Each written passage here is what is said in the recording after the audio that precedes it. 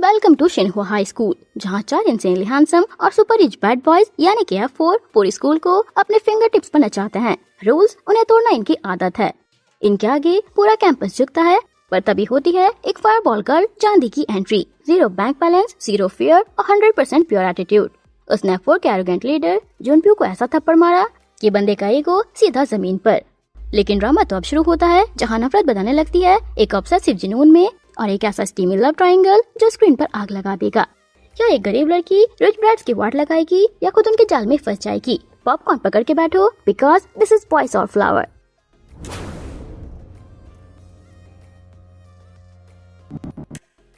कहानी शुरू होती है शिनहुआ ग्रुप से, एक ऐसा कॉर्पोरेट एम्पायर जो पूरे कोरिया पर राज करता है। इनके पास सब कुछ है, कार कंपनीज, डिपार्टमेंट स्टोर्स और यहाँ तक कि एक super elite Xinhua high school भी।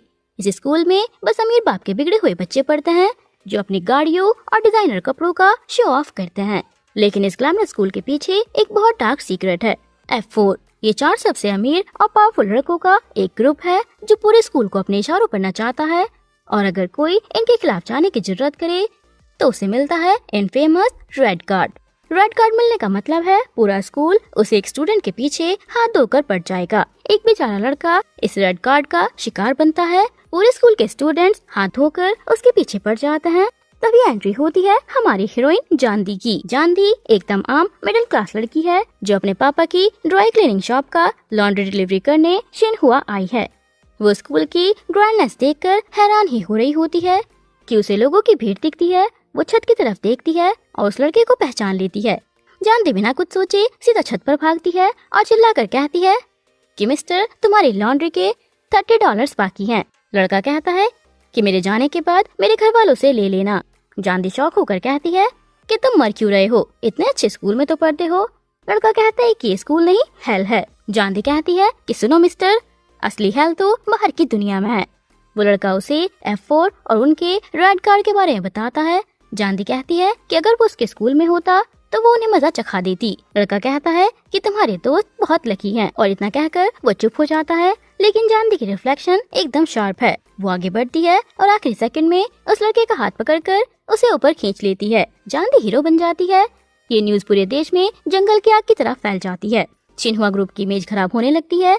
लोग प्रोटेस्ट करने लगते हैं। इस प्रॉब्लम को सॉल्व करने के लिए शिनहुआ ग्रुप की CEO कैंग हीजू, जो F4 के लीडर जुनप्यू की मम्मी है, एक मास्टर प्लान बनाती हैं। वो पब्लिक को खुश करने के लिए जानदी को शिनहुआ हाई स्कूल में एक फुल स्विमिंग स्कॉलरशिप ऑफर कर देती हैं। जानदी के पेरेंट्स तो खुशी से पागल हो जाते हैं।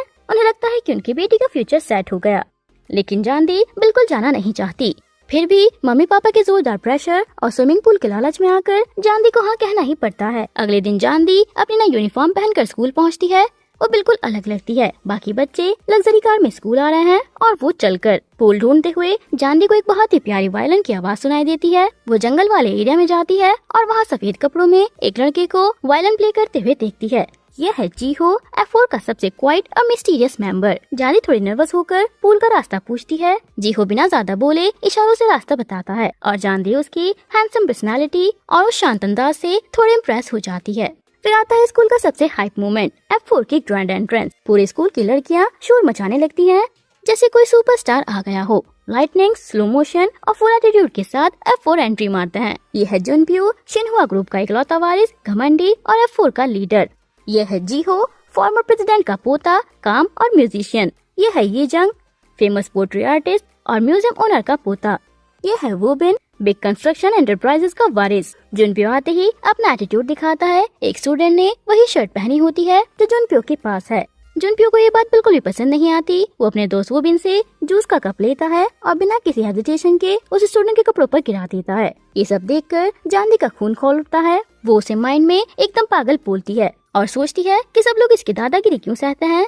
तभी स्कूल की 3 मेन गर्ल जिंजर, सनी और मिरांडा वहाँ आती हैं और जानदी को वार्निंग देती हैं कि F4 के खिलाफ एक शब्द भी मत बोलना। घर जाकर जानदी और उसका छोटा भाई इंटरनेट पर F4 के बारे में रिसर्च करते हैं। उन्हें पता चलता है कि ये चारों तो सुपर रिच फैमिली से हैं। जानदी को ये जानकर गुस्सा आता है। वो सोचती है कि जब भगवान ने इन्हें सब कुछ दिया है तो इन्हें लोगों के साथ अच्छा बिहेव करना चाहिए।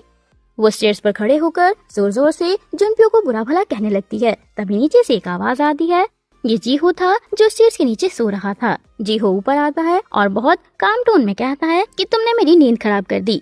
और वैसे उसका नाम जुनप्यो है, जंगप्यो नहीं। अगर किसी को गाली देनी हो तो नाम तो सही से लो। जांदी एम्बैरेस हो जाती है। अगले दिन लंच टाइम पर जिंजर ट्रायो जांदी के सिंपल लंच बॉक्स का मजाक उड़ाती है। लेकिन तभी एक नई लड़की मिंजी आती है और जांदी से दोस्ती करती है। जांदी को खुशी होती है कि चलो कोई तो नॉर्मल दोस्त मिली। कैफेटेरिया में एक मासूम लड़की जुनप्यो के पास आती है और उसे एक हैंडमेड केक ऑफर करती है अपनी फीलिंग्स एक्सप्रेस करने के लिए। जुनप्यो केक लेता है और नेक्स्ट मोमेंट वो पूरा केक उस लड़की के चेहरे पर मजाक में लगा देता है। जांदी देखकर गुस्से से लाल हो जाती है। वो जुनप्यो को सुनाने आगे आती है पर आखिरी मोमेंट पर अपना गुस्सा पी जाती है। जीहो ये सब देखकर हल्की सी स्माइल देता है क्योंकि वो समझ गया था कि जांदी के दिमाग में कुछ न कुछ चल रहा है। लेकिन असली ड्रामा थोड़ी देर बाद होता है। जांदी और मिंजी आइसक्रीम खाते हुए बात कर रहे होते हैं। मिंजी को पैर फिसल जाता है और उसकी आइसक्रीम सीधे जुनप्यो के एक्सपेंसिव डिजाइनर शूज पर गिर जाती है। मिंजी बहुत डर जाती है और सॉरी बोलती है। जुनप्यो एकदम घमंड में कहता है कि इसे चाट कर साफ करो तब माफ करूंगा। जांदी से बर्दाश्त नहीं होता, वो बीच में आती है और कहती है कि गलती से हुआ है, इतना घमंड मत दिखाओ। जुनप्यो कहता है कि बहुत दोस्ती का भूत चढ़ा है ना, तो तुम इसकी जगह इसे चाट कर साफ कर दो। जांदी थोड़ी झुकती है। जुनप्यो को लगता है कि वो झुक रही है, लेकिन जांदी अपनी पूरी आइसक्रीम पकड़ती है और सीधे जुनप्यो के चेहरे पर लगा देती है। जुनप्यो जमीन पर गिर जाता है। पूरा स्कूल शॉक। जांदी चिल्लाकर कहती है कि ये पैसे तुमने खुद कमाए हैं क्या? अमीर बाप की औलाद हो, एटीट्यूड मत दिखाओ। वो अपनी पॉकेट से कुछ कॉइन्स निकालती है और जुनप्यो पर फेंक कर कहती है कि ये लो ड्राई क्लीनिंग के पैसे, और वहाँ से अकड़कर निकल जाती है। उस रात जुनप्यो अपने मेंशन में गुस्से से पागल हो रहा होता है। वो सोचता है कि इस लड़की को कैसे सबक सिखाया जाए। F4 के बाकी मेंबर्स को ये सब बहुत फनी लगता है। लीजंग कहता है कि अपना यूजुअल तरीका यूज करो। जुनप्यो के दिमाग में एक इविल आइडिया आता है। अगले दिन जांदी के लॉकर में मिलता है द रेड कार्ड। जांदी को इस कार्ड की सीरियसनेस का पता नहीं होता। वो इसे डस्टबिन में फेंक देती है, लेकिन जैसे ही वो क्लासरूम में जाती है उसका डेस्क गायब होता है। उसकी नोटबुक जमीन पर होती है। वो उसे उठाने झुकती है तो कोई उसे डोरी से खींच लेता है। जांदी कॉरिडोर में जाती है जहाँ उसका डेस्क रखा होता है। तभी पूरे स्कूल के बच्चे उसके साथ मस्ती करने लगते हैं। जांदी के कपड़े और यूनिफॉर्म पूरी तरीके से खराब हो जाते हैं। वो अपने पापा की मेहनत के आयरन किए हुए यूनिफॉर्म को याद करती है और शेरनी की तरह चिल्लाती है, मैं नहीं डरने वाली। वो अपनी नई दोस्त मिंजी की तरफ देखती है पर मिंजी डर के मारे भाग जाती है। F4 ये सब लाउंज में टीवी स्क्रीन पर देख रहे होते हैं। जुनप्यो को लगता है कि जांदी भी उसके पास रो रो कर माफी मांगने आएगी। वो काउंटडाउन शुरू करता है 5, 4, 3, 2, 1, लेकिन कोई नहीं आता। जुनप्यो का पोपट हो जाता है और उसकी शक्ल देखने लायक होती है। जांदी परेशान होकर वहीं स्टेयरवेल पर जाती है और जोर जोर से चिल्लाती है कि मुझे ग्रॉस समझकर मिट्टी में दबाने की कोशिश मत करो। तभी नीचे से फिर जीहो निकलता है। वो जांदी को देखता है और पूछता है कि तुम्हें पैनकेक्स बनाने आते हैं? जांदी कंफ्यूज हो जाती है। जीहो उसके पास आता है, अपना हैंकी निकालता है और जांदी के चेहरे और यूनिफॉर्म से बहुत प्यार से आटे को साफ करता है। जांदी का दिल एक पल के लिए धक धक करने लगता है। वो कहती है कि मैं इसे वॉश करके लौटा दूंगी, पर जीहो कहता है कि अब वो यहाँ नहीं आएगा क्योंकि ये जगह अब शोर वाली हो गई है। बाद में जांदी जो अपने क्लासरूम में वापस आती है तो उसे अपने डेस्क पर एक जिम सूट और एक स्टफ टॉय मिलता है। टॉय में मिंजी का वॉइस नोट होता है, आई एम सॉरी जांदी, मैं डर गई थी, मुझे माफ कर दो। जांदी स्माइल करती है। अपनी परेशानी को भूलने के लिए जांदी स्विमिंग पूल आती है, पर वहाँ देखती है कि जुनप्यो के कहने पर पूल में पूरा कचरा और खाली कैंस फेंक दिए गए हैं। जांदी हार नहीं मानती। वो चुपचाप पूरा पूल साफ करती है और स्विम करती है। आखिर में जब जांदी लॉकर रूम में कपड़े डाल रही होती है तभी वहाँ जुनप्यो के भेजे हुए मिनियंस आते हैं। जांदी को पकड़कर जमीन पर दबाए बैठे होते हैं। तभी वहाँ एंट्री होती है जीहो की। वो एकदम अपने रिलैक्स और कूल स्टाइल में आता है और पूछता है कि यहाँ क्या चल रहा है। उन मिनियंस के होश उड़ जाते हैं, लेकिन जीहो वहाँ हो रहे ड्रामे को पूरी तरह इग्नोर करते हुए जांदी की तरफ देखता है और पूछता है कि अरे जांदी, तुमने उस दिन जो पैनकेक की रेसिपी बताई थी क्या उसमें कुछ भूल गई थी? मैंने ट्राई किया पर सही नहीं बना। जांदी बेचारी वहाँ जमीन पर दबी हुई है और इस वियर्ड सिचुएशन में कंफ्यूज होकर कहती है कि बेकिंग पाउडर। जीहो फिर तीनों मिनियंस की तरफ देखता है और कहता है कि तुम लोग अभी तक यही हो। बस फिर क्या था, जीहो के गुस्से के डर से वो तीनों मिनियंस वहाँ से टांग उठाकर भाग निकलते हैं। जीहो जांदी पर एक टॉवल डालता है। जांदी उसे धीरे से थैंक यू बोलती है, लेकिन जीहो अपने स्टाइल में कहता है कि मैंने कोई हेल्प नहीं की, मुझे बस ये सब शोर शराबा और परेशानी पसंद नहीं है। अपने ग्रैंड मैंशन में जब जुनप्यो को पता चलता है कि जीहो ने बीच में आकर जांदी को बचाया तो वो थोड़ा चिढ़ जाता है। वो अपने मिनियंस को डांटता है कि मैंने तो बस उसे थोड़ा सा डराने के लिए बोला था, इतना एक्सट्रीम होने को नहीं बोला। दूसरी तरफ जानवी के घर पर उसका भाई इंटरनेट पर एक सेंसेशनल न्यूज ढूंढ लेता है। शिनहुआ हाई की किसी सेकंड ईयर की स्टूडेंट जिसे बस मिस के कहा गया है, उसके बारे में रूमर फैला है कि वो प्रेग्नेंट है। जानवी की पूरी फैमिली बैठकर गैस करती है कि ये मिस के कौन हो सकती है। अगले दिन जब जानवी स्कूल पहुंचती है तो सभी स्टूडेंट उसे ही घूर घूर कर देख रहे होते हैं। जानवी को समझ नहीं आता कि क्या चल रहा है। वहाँ F4 लाउंज में जुनप्यो एकदम मस्त मूड में बैठा होता है। ये जंग जब पूछता है कि आज 2500 का क्या हाल है तो जुनप्यो एटीट्यूड से कहता है कि बस देखते जाओ, वो अभी यहाँ आएगी। जिहो पूछता है कि आज क्या प्रैंक किया तुमने। जुनप्यो कहता है कि क्यों पूछ रहे हो, ताकि तुम फिर से उसे बचाने जा सको। जिहो कहता है कि एक लड़की को ऐसे टारगेट करना चाइल्डिश और रिडिकुलस है। जुनप्यो अकड़कर कहता है कि तुम्हें वो लड़की लगती है, मुझे तो किसी एंगल से वो लड़की नहीं लगती। आखिर उसकी इतनी हिम्मत कि वो ग्रेट जुनप्यो नेम से पंगा ले। पर क्लासरूम में सीन एकदम बदल चुका है। जिंजर ट्रायो ने ये रूमर फैला दिया होता है कि जानवी ही वो मिस के है। बोर्ड पर जानवी के खिलाफ अजीब बातें लिखी होती हैं और उसके डेस्क पर गंदे कपड़े फेंक दिए गए होते हैं। जिंजर उसका मजाक उड़ाती है।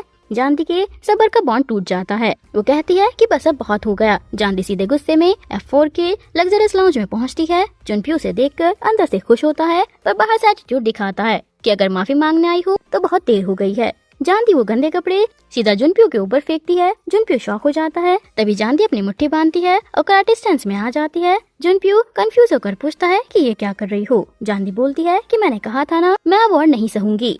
और इतना बोलते ही जानवी हवा में कूदती है और एक जबरदस्त स्पिनिंग बैक किक मारती है जो सीधा जुनप्यो पर पड़ती है। जुनप्यो जमीन पर ढेर। F4 के बाकी मेंबर्स की आंखें फटी की फटी रह जाती हैं। जानवी जमीन पर गिरे हुए जुनप्यो के पास जाती है और कहती है कि तुमने मुझे किसी लड़के के साथ घूमते देखा है क्या, ये हाथ पकड़े देखा है?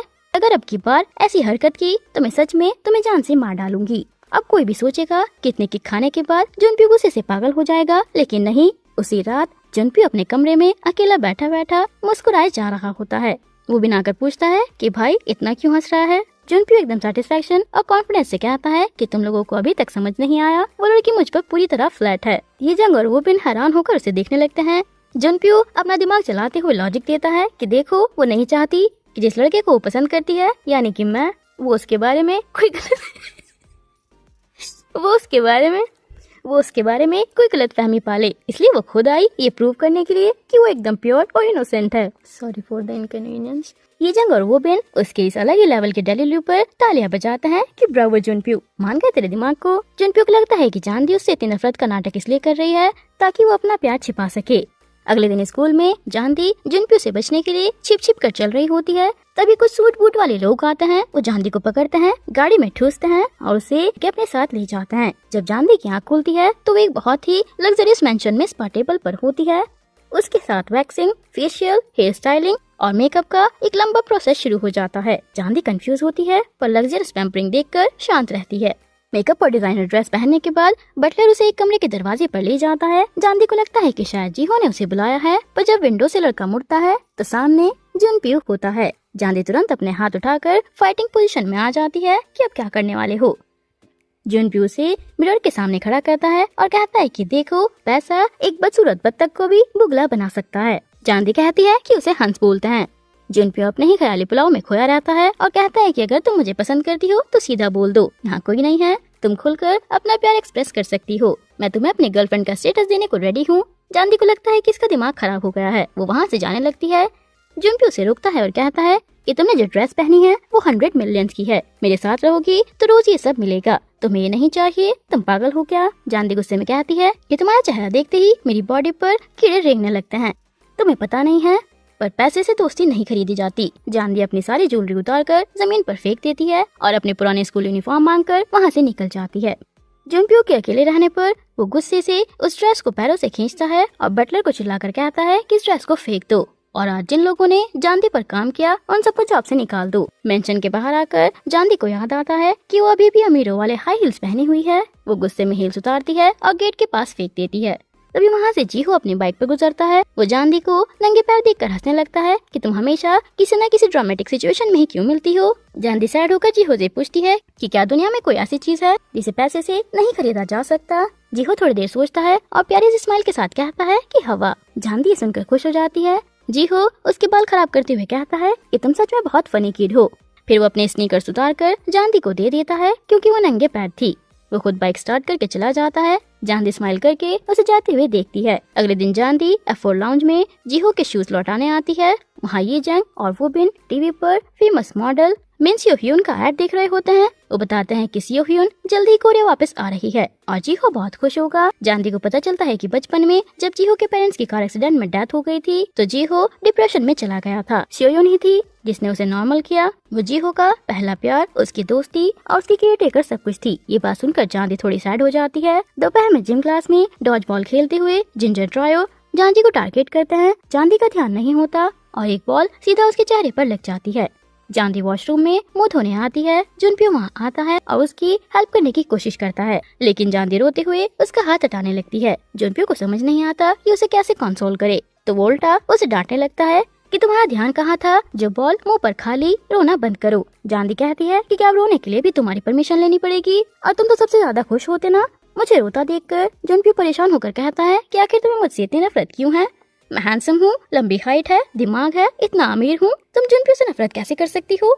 जानदी कहती है कि मुझे तुम्हारा स्टाइल, तुम्हारे चलने का तरीका, तुम्हारे कर्ली बाल और सबसे ज्यादा तुम्हारी ये रेड कार्ड वाली दादागिरी से नफरत है। मुझे तुमसे जुड़ी हर चीज से नफरत है। जुनप्यो शावर के नीचे खड़ा होकर फ्रस्ट्रेशन निकालता है और मिरर में खुद को गुस्से से देखता है। अचानक स्कूल में अनाउंसमेंट होती है कि सेकंड और थर्ड ईयर के स्टूडेंट्स के लिए यूरोप का 1 मंथ ट्रिप ऑर्गेनाइज किया गया है, जिसकी फीस 20 मिलियन है। जुनप्यो एयरपोर्ट पर बेचैन होकर जानदी का वेट करता है, पर जानदी के पास इतने पैसे कहाँ। जानदी और उसकी दोस्त गेयुल एक फिशिंग बोट पर पार्ट टाइम जॉब कर रही होती हैं ताकि थोड़ा घूम भी लें और कमा भी लें। तभी अचानक सामने से एक ग्रैंड शिनवा क्रूज लाइनर आता है। जुनप्यो लाउड स्पीकर हाथ में लेकर चिल्ला रहा होता है कि अरे ड्राई क्लीनर, तुम यहाँ क्या कर रही हो, कैसा इत्तेफाक है ना। जुनप्यो ने जानदी के पीछे पूरे टूर का प्लान ही चेंज करवा दिया। रात को जब सभी स्टूडेंट एक लग्जरी सी साइड रिसोर्ट पर रुकते हैं तो जीहो के साथ उसकी स्टनिंग गर्लफ्रेंड सियो ह्यून भी आती है। जुनप्यो जानदी को वेलकम पार्टी में इनवाइट करता है, पर जानदी मना कर देती है, लेकिन हाँ भी बोल देती है। जुनप्यो देखकर जेलस हो जाता है। जिंजर ट्रायो जानदी को उल्लू बनाने के लिए बताती है कि एक कॉस्ट्यूम पार्टी है। जानदी बेचारी वंडर वुमन जैसी अजीब ड्रेस पहनकर पार्टी में पहुंच जाती है। जानदी एम्बैरेस होकर भागने की कोशिश करती है, पर जिंजर ट्रायो उसे पकड़ती है और उसकी कोट खींचते वक्त जानदी फूड ट्रे के ऊपर गिर जाती है। पूरी पार्टी में सभी लोग उस पर हंसने लगते हैं। जुनप्यो गुस्से में उसकी हेल्प के लिए आगे बढ़ता है, पर उससे पहले ही जीहो और सियो ह्यून जानदी के पास पहुंच जाते हैं। सियो ह्यून उन मीन गर्ल को डांटती है। सियो ह्यून जानदी को अपने रूम में ले जाती है। वो जानदी को अच्छे से ड्रेसअप करती है, मेकअप करती है और उसे एक प्यारी सी हील्स का पेड़ देती है कि अच्छे जूते तुम्हें अच्छी जगह पर ले जाते हैं। सियो ह्यून जानदी को कहती है कि जुनप्यो अंदर से बहुत अकेला है, इसलिए ऐसा बिहेव करता है। जब जानदी मेकओवर के बाद पार्टी में वापस एंट्री मारती है तो सबकी सांसें थम जाती हैं। जुनप्यो के हाथ से उसकी प्लेट छूटकर जमीन पर गिर जाती है। वो जानदी के इस खूबसूरत रूप को देखकर एकदम स्टन रह जाता है, लेकिन सियो ह्यून स्माइल करते हुए जीहो को जानदी की तरफ आगे बढ़ाती है। एक जेंटलमैन किसी खूबसूरत लेडी को ऐसे अकेले नहीं छोड़ता। जीहो हमारी जानदी को डांस के लिए इनवाइट करता है। जानदी तो जैसे सपनों की दुनिया में खो जाती है। अपने हैंडसम क्रश के साथ डांस करने का मौका जो मिल गया, लेकिन रियलिटी थोड़ी फनी होती है, क्योंकि जानदी डांस करते हुए जीहो के पैरों पर ही पैर रखे जा रही होती है। गुस्से में लाल पीला होता जुनप्यो ये सब बर्दाश्त नहीं कर पाता। वो बॉलरूम छोड़कर बाहर स्विमिंग पूल के पास चला जाता है और वहाँ रखे फर्नीचर पर अपना गुस्सा निकालता है। तभी अचानक वहाँ एक उड़ता हुआ बग आ जाता है। पूरे स्कूल को डराने वाला एरोगेंट जुनप्यो एक छोटे से बग को देखकर डर के मारे हाथ पैर मारने लगता है। दूसरी तरफ जानदी डांस के बाद अकेले बैठकर जीहो और सियो ह्यून को एक साथ डांस करते हुए देखती है। थोड़ी सैड होकर वो बाहर आती है, तभी उसे पानी में एक स्प्लैश की आवाज आती है। बॉलरूम में एक स्टूडेंट भागते हुए आता है और चिल्लाकर कहता है कि जुनप्यो पूल में गिर गया। F4 की जंग को याद आता है कि जुनप्यो को तो स्विमिंग नहीं आती। तभी बाहर का सीन देखकर सब शॉक हो जाते हैं। जानदी पूरी तरह भीगी हुई जुनप्यो को पानी से बाहर खींचकर निकाल चुकी होती है। जुनप्यो जमीन पर बेहोश पड़ा होता है। जानदी परेशान होकर उसके चेस्ट को प्रेस करती है और उसे CPR देने लगती है, लेकिन असली ट्विस्ट, जुनप्यो की आंखें खुल जाती हैं। वो तो एकदम सही सलामत था, पर ऐसा मौका कैसे छोड़ता। जानदी को समझ आता है और वो गुस्से में जुनप्यो को एक जोरदार पंच मार देती है और वहाँ से चली जाती है। पर जुनप्यो अपने गाल पर हाथ रखकर उस चोरी हुए किस्से ही अंदर से पूरा नहीं समाता। अगले दिन सुबह जुनप्यो का मूड इतना जबरदस्त होता है कि वो सुबह सुबह स्कूल जाने के लिए रेडी हो जाता है। उसका बटलर शॉक रह जाता है। जुनप्यो एक मुहावरे का कचरा करते हुए कहता है कि early bug get dead first. Mention में जब एक मेड से चाय गिर जाती है, जो पहले जॉब से निकाले जाने का रीजन था, जुनप्यो उसे डांटने की बजाय कहता है कि कोई बात नहीं, चिल करो, और बटलर से कहता है कि घर का माहौल थोड़ा रिलैक्स रखा करो, इतने टेंशन में मत रहा करो। स्कूल पहुंचकर जुनप्यो जानदी को परेशान करने के लिए नया तरीका ढूंढता है।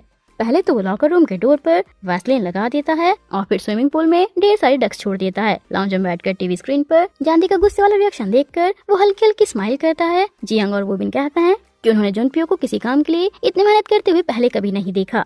जीहो आजकल थोड़ा ज्यादा ही चुपचाप और सैड रहता है। वो स्नो के बीच खड़े होकर अपना वायलिन बजा रहा होता है, तभी उसके वायलिन का तार टूट जाता है और उसके फिंगर पर कट लग जाता है। जानदी वहाँ आती है। वो समझती है कि जीहो अकेले रहना चाहता है, तो वो चुपचाप आकर जीहो का पहले वाला हैंकरचीफ उसके फिंगर पर बांधती है। उसके वायलिन को बर्फ से बचाने के लिए अपना अम्ब्रेला लगा देती है और जाने लगती है। लेकिन दूर खड़ी जिंजर ट्रायो अपने फोन से दोनों की वीडियो बना लेती है। दूर से ये सीन बहुत ही रोमांटिक और इंटीमेट लग रहा होता है और जिंजर इसका गलत इस्तेमाल करके प्लान बनाती है। जुनप्यो पूल साइड पर बैठकर जानदी का वेट कर रहा होता है। आवाज सुनकर उसे लगता है कि जानदी आई है, पर वहाँ आती है जिंजर ट्रायो। वो जुनप्यो को पहले वीडियो दिखाती हैं और बताती हैं कि जानदी और जीहो का तो चक्कर चल रहा है। जानदी एक गोल्ड डिगर है। जुनप्यो का मूड एकदम खराब हो जाता है। वो कहता है कि शट अप। उनका फोन जमीन पर फेंक कर तोड़ देता है और गुस्से में वहाँ से निकल जाता है। बाहर जानदी जीहो को ढूंढ रही होती है, तभी सामने जुनप्यो आता है और कहता है कि क्यों, मेरी जगह किसी और का वेट कर रही थी क्या। जानदी वहाँ से जाने लगती है तो जुनप्यो उसका हाथ पकड़ लेता है और कहता है कि मैं तुम्हारे साथ अच्छे से बिहेव करने वाला था, पर तुमने मेरा मजाक बना दिया। गुस्से में जुनप्यो जानदी को किस करने की कोशिश करता है। जुनप्यो एकदम रुक जाता है। वो धीरे से जानदी से कहता है कि क्या तुम्हें मुझसे इतनी नफरत है, और वहाँ से चुपचाप चला जाता है। अगले दिन जानदी एम्बैरेस होकर स्कूल नहीं जाना चाहती, लेकिन घर पर एक फैंसी कार्ड आता है। सियोह्योन की ग्रैंड बर्थडे पार्टी का इनविटेशन। जानदी के पेरेंट्स खुशी से पागल हो जाते हैं। जानदी के पास पहनने को अच्छी ड्रेस नहीं होती, पर तभी सियोह्योन की तरफ से एक बहुत ही प्यारा डिजाइनर ड्रेस गिफ्ट में आ जाता है। पार्टी में जानदी अकेले पहुंचती है, जहां ये जंग उसे पकड़कर F4 के टेबल पर ले जाता है। जुनप्यो और जानदी एक दूसरे को थोड़ा ऑकवर्डली देखते हैं और फिर से बाइकरिंग शुरू कर देते हैं। ये जंग और वोबिन जानदी की तरफ देखते हैं कि वो आज सबसे क्यूट लग रही है। तभी सियोह्योन जीहो के हाथ में हाथ डालकर आती है। केक कट करने के बाद सियोह्योन एक शॉकिंग अनाउंसमेंट करती है। वो हमेशा के लिए पेरिस शिफ्ट हो रही है। वो अपने पापा की लॉ फर्म की प्रॉपर्टी नहीं लेना चाहती, बल्कि अपनी पहचान खुद बनाना चाहती है। ये सुनकर F4 को समझ आता है कि जीहो इतने दिनों से क्यों सैड था। जानदी की आंखों में भी जीहो के लिए आंसू आ जाते हैं। जीहो पार्टी छोड़कर होटल रूम में चला जाता है। होटल रूम में जीहो एक छोटे वुडन पपेट से खेल रहा होता है, जो सियोह्योन ने उसे चाइल्डहुड में दिया था। जीहो गुस्से में उसे डस्टबिन में फेंक देता है और कहता है कि मुझे लगता है कि मुझे फिर से अकेला छोड़ा जा रहा है। सियोह्योन उसे गले लगाती है। जीहो कहता है कि मैंने पिछले 15 साल से सिर्फ तुम्हारी तरफ देखा है, मैं भी एक मैन हूँ। फिर जीहो सियोह्योन को किस करता है। जानदी रूम के दरवाजे पर पहुंचती है और उन दोनों को किस करते हुए देख लेती है। उसका दिल टूट जाता है। वो चुपचाप दरवाजा बंद करती है और बाहर दीवार पर अपना सर पटकने लगती है। तभी पीछे से जुनप्यो की आवाज आती है कि अगर यहाँ बेहोश हो गई तो बहुत एम्बैरेसिंग होगा। सियोह्योन और जीहो बाहर आते हैं। जानदी नाटक करती है कि वो अभी आई है। सियोह्योन कहती है कि वो जीहो के साथ ड्राइव पर जा रही है और जानदी को भी इनवाइट करती है। जानदी मना करती है तो जुनप्यो बीच में आकर कहता है कि हम दोनों भी कहीं जा रहे हैं। जानदी के कंधे पर हाथ रखता है ताकि ड्रामा सच लगे और दोनों वहाँ से निकल जाते हैं। जुनप्यो जानदी को एक बहुत ही फैंसी और एम्प्टी बार में ले जाता है, जो उसने पूरी रात के लिए बुक कर लिया था। कि तुम्हें जो रोना है, चिल्लाना है, चिल्ला लो। जानदी सैड होकर कहती है कि वो सियोह्योन के सामने कुछ भी नहीं है, ना सुंदर है, ना अमीर है और ना ही दिमाग है। जुनप्यो सीधे कहता है कि हाँ, तुम में कुछ खास तो है नहीं, लेकिन तुम यूजलेस नहीं हो। अगर जीहो सियोह्योन से पहले तुमसे मिलता तो वो तुमसे ही प्यार करता। भले ही तुम्हारी फैमिली और लुक्स खराब हैं, पर तुम पहली गर्ल हो जिसे ग्रेट जुनप्यो ने नोटिस किया है। दोनों का दिल एक साथ जोर से धड़कने लगता है। मूड थोड़ा हीटेड होता है तो जुनप्यो वॉशरूम चला जाता है। बाहर जानदी को प्यास लगती है तो वो टेबल पर रखा एक ग्लास पानी समझकर पूरा पी जाती है। जब जुनप्यो वापस आता है, जानदी पूरी तरह ड्रंक हो चुकी होती है। वो टल्ली होकर जुनप्यो के गाल पर हल्का थप्पड़ मारती है कि हाँ, मेरे बाप के लड़के, तुमने मेरी हेल्प की इसलिए थैंक यू, मैं तुम्हें कुछ नहीं दे सकती। पर जानदी आके झुकती है, जुनप्यो का कोट पकड़ती है। जुनप्यो सोचता है कि किस मिलने वाला है, पर जानदी सीधे जुनप्यो के इतने एक्सपेंसिव सूट पर वॉमिट कर देती है। अगले दिन जानदी की आंख जुनप्यो के मेंशन के एक लग्जरियस बेड पर खुलती है। वो घबरा जाती है। जुनप्यो से रात का इंसिडेंट याद दिलाता है और बताता है कि उसने उसके घर कॉल कर दिया था। तो ये पता चलता है कि जुनप्यो की स्ट्रिक्ट मम्मी सीईओ कैंग घर आ गई हैं एक चैरिटी ऑक्शन के लिए। जुनप्यो घबरा जाता है क्योंकि अगर उसकी मम्मी ने जानदी को यहाँ देख लिया तो हंगामा हो जाएगा। F4 के बाकी मेंबर्स को बुलाया जाता है। वो जानदी को एक फैंसी ऑक्शन ड्रेस पहनाते हैं और सीईओ कैंग के सामने उसे F4 की मस्कॉट और फैशन बिजनेसमैन की बेटी बताकर इंट्रोड्यूस करवाते हैं। सेक्रेटरी जंग, जो जानदी को पहचानता है, चुप रहता है और सीईओ कैंग को सच नहीं बताता। ऑक्शन में ओलंपिक स्विमर पाक तेहुआन के स्विमिंग गॉगल्स की बोली लगती है, जो 10 मिलियन वॉन में बिकते हैं। ऑक्शन के बाद जानदी जुनप्यो को थैंक यू बोलती है। जुनप्यो उसे एक पैकेट देता है और कहता है कि मेरे अलावा किसी और के सामने मत पीना। जानदी घर जाकर बॉक्स खोलती है तो अंदर वही 10 मिलियन वाले स्विमिंग गॉगल्स होते हैं जो जुनप्यो ने उसके लिए खरीदे थे। जानदी उसे अपने डेस्क के ड्रॉर में जीहो के हैंकरचीफ की जगह रख देती है। अगले दिन सेओह्यून जानदी से मिलने आती है अलविदा कहने के लिए। जानदी उसके सामने घुटनों के बल बैठ जाती है और रोती हुई रिक्वेस्ट करती है कि प्लीज मत जाओ, मैं जानती हूँ कि मेरा कोई हक नहीं है, पर आप ही हो जो जीहो के चेहरे पर स्माइल ला सकती हो। अगर आप चली गई तो वो कभी नहीं मुस्कुराएगा। सेओह्यून उसे प्यार से समझाती है और कहती है कि उसे अपनी लाइफ में आगे बढ़ना होगा। वो जानदी को अपने प्यारे हाई हील शू गिफ्ट करती है और कहती है कि जीहो को दोबारा हंसाने की जिम्मेदारी अब तुम्हारी है। बाहर निकलने पर जीहो ये सब देख लेता है। वो जानदी पर गुस्सा करता है कि तुम होती कौन हो ये सब करने वाली, मैंने तुमसे भीख मांगने को कहा था क्या तुम्हारी कोई सेल्फ रिस्पेक्ट नहीं है। जानदी कहती है मैं ये सब इसलिए कर रही थी क्योंकि तुम्हारा चेहरा इतना सैड लग रहा था, जैसे तुम दुख से मर जाओगे। जीहो कहता है कि तुम्हें इससे क्या, तुमसे मेरा कोई लेना देना नहीं है, यहाँ से चली जाओ। नेक्स्ट डे जब सभी लोग सेओह्यून को एयरपोर्ट पर अलविदा कहने पहुंचते हैं तो जीहो वहाँ नहीं होता। जानदी को सैड देखकर जुनप्यो कहता है कि तुम अपनी पुराने अकड़ वाली पर्सनालिटी में ही अच्छी लगती हो, तुम पर ये सूट नहीं करता। जानदी पूछती है कि क्या किसी को पसंद करने पर अपने इमोशंस छिपाना सही है। जुनप्यो कहता है कि ये सब बकवास है, अगर कल दुनिया खत्म हो गई तो रिग्रेट से मर जाओगी। सेओह्यून सबसे मिलने के बाद बोर्डिंग गेट की तरफ जाती है और जीहो को ढूंढती है। सभी सोचते हैं कि जीहो कितना कोल्ड है जो नहीं आया, पर तभी वहाँ जीहो सामने से आ जाता है। वो घंटों से एयरपोर्ट पर ही था। जानदी कहती है कि ये क्या कर रहे हो, उसके पीछे जाओ। तभी जीहो अपना टिकट और पासपोर्ट निकाल कर कहता है कि मैं अगली फ्लाइट से पेरिस जा रहा हूँ। जानदी की वजह से मुझे अपनी फीलिंग के साथ ऑनेस्ट होने का करेज मिला। जाने से पहले जीहो जानदी के फोरहेड पर एक प्यारा सा किस करता है। जुनप्यो देखकर काफी जेलस और अपसेट हो जाता है। जीहो के जाने के बाद जुनप्यो और जानदी एयरपोर्ट के बाहर प्लेन्स को फ्लाई होते हुए देख रहे होते हैं। जुनप्यो जानदी के पास झुकता है। इस बार जानदी का दिल जोर से धड़कने लगता है। जुनप्यो कहता है कि जानदी मैं एक ही बार बोलूंगा, मेरे साथ, और उसी सेकंड ऊपर से लाउड प्लेन गुजरता है जिसकी आवाज में वर्ड्स दब जाते हैं। जुनप्यो अपने दिमाग में प्रपोज कर चुका होता है और खुश हो जाता है, जबकि जानदी बेचारी ब्लैंक खड़ी रह जाती है। अगले दिन लंच रूम में जुनप्यो जानदी के पास आता है और बिना किसी बैकग्राउंड के कहता है कि सैटरडे 4 बजे नामसन टावर के सामने 1 मिनट भी लेट हुई तो मरने के लिए रेडी रहना। वहाँ खड़ी मिंजी ये सुनकर एकदम शॉक और जेलस लुक देती है। जानदी से मजाक समझती है और सैटरडे को अपनी मम्मी के साथ चीप सेल में शॉपिंग करने चली जाती है। शाम को बर्फ गिरने लगती है। जानदी को अचानक गिल्ट फील होता है तो अपनी मम्मी से पूछती है कि क्या कोई 4 घंटे बर्फ में वेट करेगा। उसका मन नहीं मानता और वो भागकर नामसन टावर पहुंचती है। वहाँ जुनप्यो अकेले ठंड से कांपते हुए खड़ा मिलता है। जानदी उस पर अम्ब्रेला लगाती है। जुनप्यो गुस्से में कहता है कि इतना लेट क्यों आई। जानदी कहती है कि मैंने कब कहा था कि मैं आऊंगी। जुनप्यो कहता है कि तुम आई तो सही। जानदी को बुरा लगता है और वो उसे कॉफी पिलाने के लिए ले जाती है। वहाँ से दोनों सिटी के व्यू और तारे देख रहे होते हैं। जुनप्यो कहता है कि पागल लड़की, वो तारे नहीं सैटेलाइट्स हैं। तभी सिक्योरिटी गार्ड गेट पर ध्यान दिए बिना लॉक लगा कर चला जाता है। लाइट ऑफ हो जाती है और जानदी और जुनप्यो वहाँ फंस जाते हैं। जानदी के पास फोन नहीं होता और जुनप्यो अपना फोन कार में ही भूल गया था। ठंड बहुत बढ़ जाती है। जुनप्यो को तेज बुखार होने लगता है और वो जानदी के ऊपर गिर जाता है। जानदी अपनी नई खरीदी हुई स्कार्फ और शॉल से जुनप्यो को कवर करती है। दोनों पूरी रात एक दूसरे के सहारे बर्फ में बिताते हैं।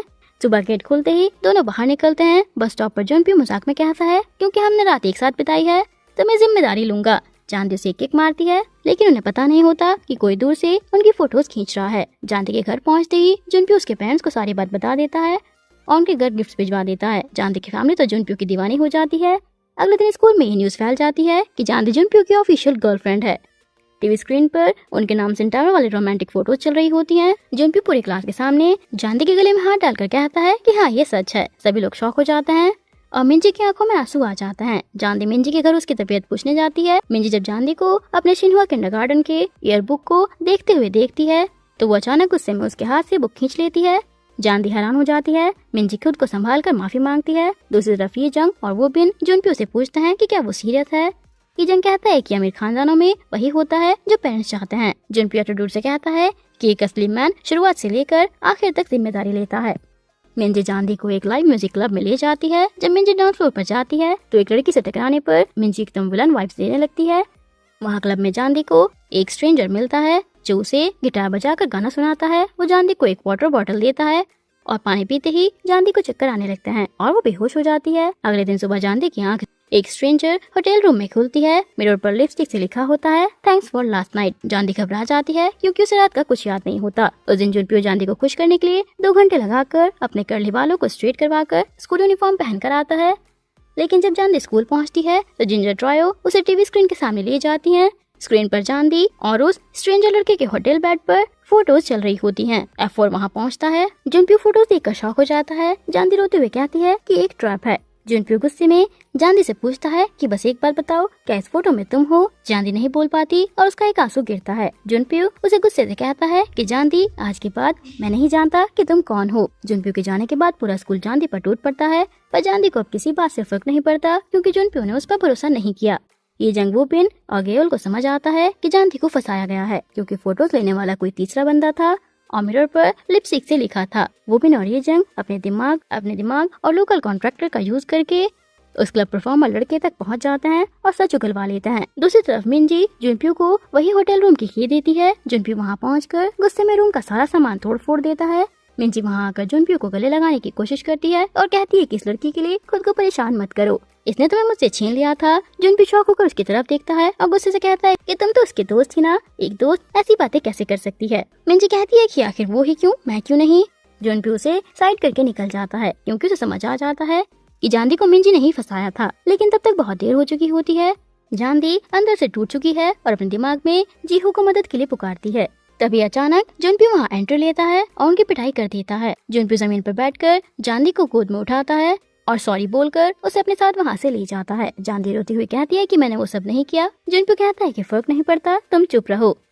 जानवी कहती है कि तुम्हें अब भी मुझ पर भरोसा नहीं है। जुनप्यो कहता है कि भरोसा है। मैंशन पहुंचकर जुनप्यो जानवी की चोट पर खुद पट्टी करता है। जानवी जब खुद करने की कोशिश करती है तो जुनप्यो कहता है कि चुपचाप बैठना है या बांध कर रखूं। फिर दोनों की वही क्यूट बाइकरिंग शुरू हो जाती है, पर जब जुनप्यो टॉवल से जानवी का फेस क्लीन करता है, उसके दिल की धड़कन इतनी तेज हो जाती है कि वो घबराकर टॉवल उसके ऊपर ही फेंक कर बाहर निकल जाता है और लंबी सांस लेता है। ये जंग और वूबिन सच ढूंढने निकलते हैं कि ये सब मिंजी का प्लान था। वो मिंजी और उसकी किंडरगार्टन की ईयरबुक जुनप्यो के सामने लाते हैं। एल्बम में मिंजी का चेहरा क्लियर नहीं दिख रहा होता। फ्लैशबैक में दिखाया जाता है कि चाइल्डहुड में मिंजी, जो पहले अगली दिखती थी, लिटिल जुनप्यो को पग से बचाया था और उसके लिए ड्राइंग बनाई थी, पर लिटिल जुनप्यो ने उसकी ड्राइंग को कचरा बताकर फेंक दिया था और बोला था कि तुम जैसी अगली लड़की मुझे अपना हस्बैंड समझने की हिम्मत कैसे कर सकती हो। मिंजी बताती है कि उस दिन के बाद वो जर्मनी गई, प्लास्टिक सर्जरीज करवाई।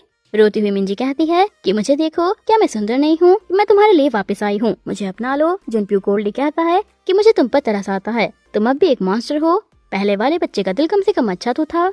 जुनप्यो जानवी के पुराने कपड़े कचरे में फेंक देता है और नए दिलाता है। सुबह जब जानवी उठती है तो पता चलता है कि जुनप्यो ने उसकी पुरानी साइकिल जैसे सेम साइकिल ढूंढने की कोशिश की, पर नहीं मिली, तो पूरा रूम ही 18 मिलियन के साथ लग्जरीज बाइसिकल से भर दिया। जब जानवी मैंशन में गवर्नमेंट ब्रेकफास्ट कर रही होती है, तब जुनप्यो जानवी के घर जाकर उनके साथ बहुत ही नॉर्मल और सिंपल खाना खाता है, जिसे उसने जिंदगी में पहले कभी नहीं देखा था। स्कूल में जब बिम्बो ट्रायोस मिंजी का मजाक उड़ाते हैं कि उसने प्लास्टिक सर्जरी करवाई है, तो जानवी उन्हें ही डांट देती है।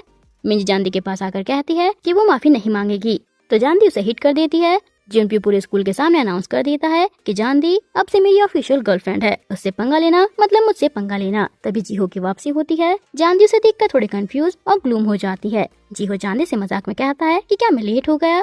दूसरी तरफ जुनप्यो जानवी के पूरे घर को नए इलेक्ट्रॉनिक्स और फर्नीचर से भर देता है। जानवी गुस्से में F4 के लाउंज में जाकर जुनप्यो पर चिल्लाती है कि क्या तुम अपनी हर गर्लफ्रेंड के लिए कपड़े, गाड़ी और फर्नीचर खरीदते हो। जुनप्यो एकदम इनोसेंट से कहता है कि मेरी पहले कोई गर्लफ्रेंड थी ही नहीं। ये सुनकर जानवी का गुस्सा एकदम शांत हो जाता है। जुनप्यो जानवी को शॉपिंग पर ले जाता है और ये जंग के जरिए गेउल को इमरजेंसी बोलकर बुलवा लेता है। जानवी और गेउल सीधे प्राइवेट जेट में F4 के साथ बैठी होती हैं न्यू कैलेडोनिया घूमने के लिए। आइलैंड पर पहुंचकर सभी घूमते हैं। जुनप्यो जानवी को अकेले एक डेजर्टेड बीच पर ले जाता है। वहां पहुंचकर वो देखती है कि जुनप्यो ने सिर्फ उन दोनों के लिए एक बहुत ही रोमांटिक डिनर टेबल सेट करवाया था। जानवी कहती है कि क्या तुम जीनी हो? जुनप्यो जलस होकर पूछता है, कौन जीनी? जानवी समझाती है कि अलादीन का जीनी। जुनप्यो जानवी के घर फोन करके उसकी बात करवाता है। जानवी की आंखों में आंसू देखकर जुनप्यो पूछता है कि क्या मैंने कुछ गलत कर दिया। जानवी कहती है कि ये जगह इतनी अच्छी है कि मैं सोच रही थी कि मेरी फैमिली कब ऐसी जगह आएगी। जुनप्यो स्माइल करके कहता है कि हम उनके साथ फिर से आएंगे और फिर जुनप्यो अपने शर्ट के बटन खोलते हुए पानी की तरफ बढ़ता है और कहता है कि अब असली काम शुरू करते हैं। जानवी नर्वस होकर उसे मना करती है, तो जुनप्यो उसे डमी बोलकर स्माइल करते हुए पानी की तरफ बढ़ता है। जानवी उसे टीज करने के लिए कहती है कि तुम्हारे पैर के पास स्नेक है, और जुनप्यो डर के मारे भाग खड़ा होता है। दोनों की मस्ती चल ही रही होती है कि तभी गेउल देखती है कि जानदी पानी में फंस गई है। उसके लेग में मसल क्रम्प आ जाता है। जुनप्यो उसे बचाने के लिए आगे बढ़ता है, पर पानी देखते ही उसके कदम रुक जाते हैं। उसे वाटर फोबिया है। जीहो बिना 1 सेकंड गवाए पानी में जंप करता है और जानदी को बचाकर बाहर लाता है। जुनप्यो वहाँ दूर खड़ा रह जाता है। खुद से नफरत करने लगता है कि वो अपनी गर्ल को नहीं बचा पाया। इस बात का गिल्ट मिटाने के लिए जुनप्यो डिनर पर जानदी की प्लेट में भर भर कर खाना रखता है और कहता है कि अच्छे से खाओ ताकि मसल क्रम्प्स ना हो। जानदी को खुश करने के लिए जुनप्यो फायरवर्क्स डिस्प्ले करवाता है। फिर रात को जानदी के रूम में जाकर उसके पैर में एक प्यारी सी पायल बांधता है और कहता है कि ये सस्ती जरूर है, पर अगर गुम हुई तो मार डालूंगा। जानदी स्माइल करने लगती है, लेकिन बाद में जानदी बाहर बीच पर अकेले जीहो से मिलने चली जाती है। जीहो से बताता है कि सियोह्योन के बिना वो कितना यूजलेस फील करता है, कि मैं बस एक बर्डन बनकर रह गया था, मुझे किसी से प्यार करने के अलावा कुछ नहीं आता। जीहो उसे एक फूल देता है जिसका मतलब ट्रू हैप्पीनेस होता है, पर जानदी वहाँ से जाने लगती है। जीहो अचानक उसका हाथ पकड़ता है और हग कर लेता है। जानदी शॉक होकर पीछे हटती है और अपने रूम में भाग जाती है। घबराहट में जानदी की पायल वहीं रेत पर गिर जाती है, जिसे बाद में जीहो उठा लेता है। अगले दिन ब्रेकफास्ट पर जुनप्यो जीहो के हाथ पर वही पायल देखता है। वो जानदी से पूछता है कि उसकी पायल कहाँ है, तो जानदी डरकर झूठ बोल देती है कि वो रूम में रह गई। बाद में वॉलीबॉल गेम के टाइम जीहो वो पायल जुनप्यो को देते हुए कहता है कि ये जानदी की है, कल रात गिर गई थी, उसे वापस दे देना। ये सुनकर जुनप्यो का दिल टूट जाता है। जानदी ने उससे झूठ बोला। जुनप्यो इतना शॉक में होता है कि वॉलीबॉल उसके मुंह पर आकर लगती है और उसे चोट लग जाती है। गुस्से में जुनप्यो बोट चलाकर जीहो के पीछे जाता है, पर अपना गुस्सा पानी पर ही निकालता है। फिर भी अपने प्यार को प्रूव करने के लिए जुनप्यो जानदी को एक हेलीकॉप्टर राइड पर ले जाता है। आसमान से वो उसे नीचे जमीन पर बना एक नेचुरल हार्ट शेप फील्ड दिखाता है और कहता है कि मैंने सोचा था जब मुझे कोई लड़की पसंद करेगी तो मैं उसे यहाँ लाऊंगा, क्या तुम मेरा दिल देख सकती हो। जानदी नजर चुरा लेती है। रात को न्यूज आती है कि सियोह्योन की एंगेजमेंट हो गई है। जीहो पूरी तरीके से टूट चुका है। जानदी बीच पर अकेले जीहो के पास जाती है और रोती हुई कहती है कि प्लीज हैप्पी रहो, क्योंकि अगर तुम सैड रहोगे तो मुझे भी दुख होगा। जीहो इमोशनल होकर कहता है कि मैं तुम जैसी लड़की से प्यार कैसे ना करूं, और वो जानदी को किस कर लेता है। किस करने के बाद जब जीहो पीछे हटता है, सामने जुनप्यो खड़ा होता है। जुनप्यो धीरे से आगे बढ़ता है और जीहो के चेहरे पर एक जोरदार पंच मार देता है। जानदी रोती हुई कहती है कि ये सच नहीं है। जुनप्यो की आंखों में गुस्सा और आंसू दोनों होते हैं। वो कहता है कि मैंने तुम्हें अपना असली रूप दिखाया, पर तुमने मुझे ये आंसर दिया, सब खत्म हो गया। जानदी आज के बाद मेरे सामने मत आना। अगले दिन जुनप्यो सभी को छोड़कर कोरिया वापस चला जाता है। जानदी घर आकर जुनप्यो के लिए गॉगल्स और पायल देखती है और रोती हुई कहती है कि सॉरी जुनप्यो। स्कूल में जीहो और जानदी वॉल पर जुनप्यो की ड्राइंग बनाकर एक दूसरे को कंसोल करते हैं। लंच टाइम पर जुनप्यो कैफेटेरिया में F4 के साथ आता है और बेल बजाता है। वो पूरे स्कूल के सामने ऑफिशियल अनाउंसमेंट करता है कि जीहो अब से F4 का पार्ट नहीं है और 1 हफ्ते के अंदर जीहो और जानदी दोनों को इस स्कूल से एक्सपेल कर दिया जाएगा। पूरी क्लास शॉक हो जाती है। बिम्बोस ट्रायो जानदी को ब्लेम करती हैं, पर जीहो आकर उन्हें चुप करवा देता है और कहता है कि अब मेरे पास चुपचाप पीछे न हटने की एक वजह है। लाउंज में ये जंग जीहो के पास जाकर गुस्से में कहता है कि तुमने दोस्त की गर्ल पर डोरा कैसे डाला, इस बार कोई तुम्हारी साइड नहीं लेगा। वोबिन भी जुनप्यो को समझाने की कोशिश करता है और जुनप्यो गुस्से में कहता है कि जीहो जानदी से प्यार नहीं करता, वो सियोह्योन की वजह से जानदी का यूज कर रहा है। अगर तुमने उसकी साइड ली तो तुम भी F4 से बाहर हो। जुनप्यो जानदी को इग्नोर करके अपनी गाड़ी में बैठकर निकल जाता है, पर जानदी भी सुपर फास्ट स्पीड से साइकिल चलाकर सीधे जुनप्यो के मैंशन पहुंच जाती है। जुनप्यो वहां से भी गाड़ी से भागने की कोशिश करता है, पर तभी एक स्लीक व्हाइट स्पोर्ट्स कार आकर उसे ब्लॉक कर देती है। कार से निकलती है गु जुनही, जुनप्यो की बड़ी बहन।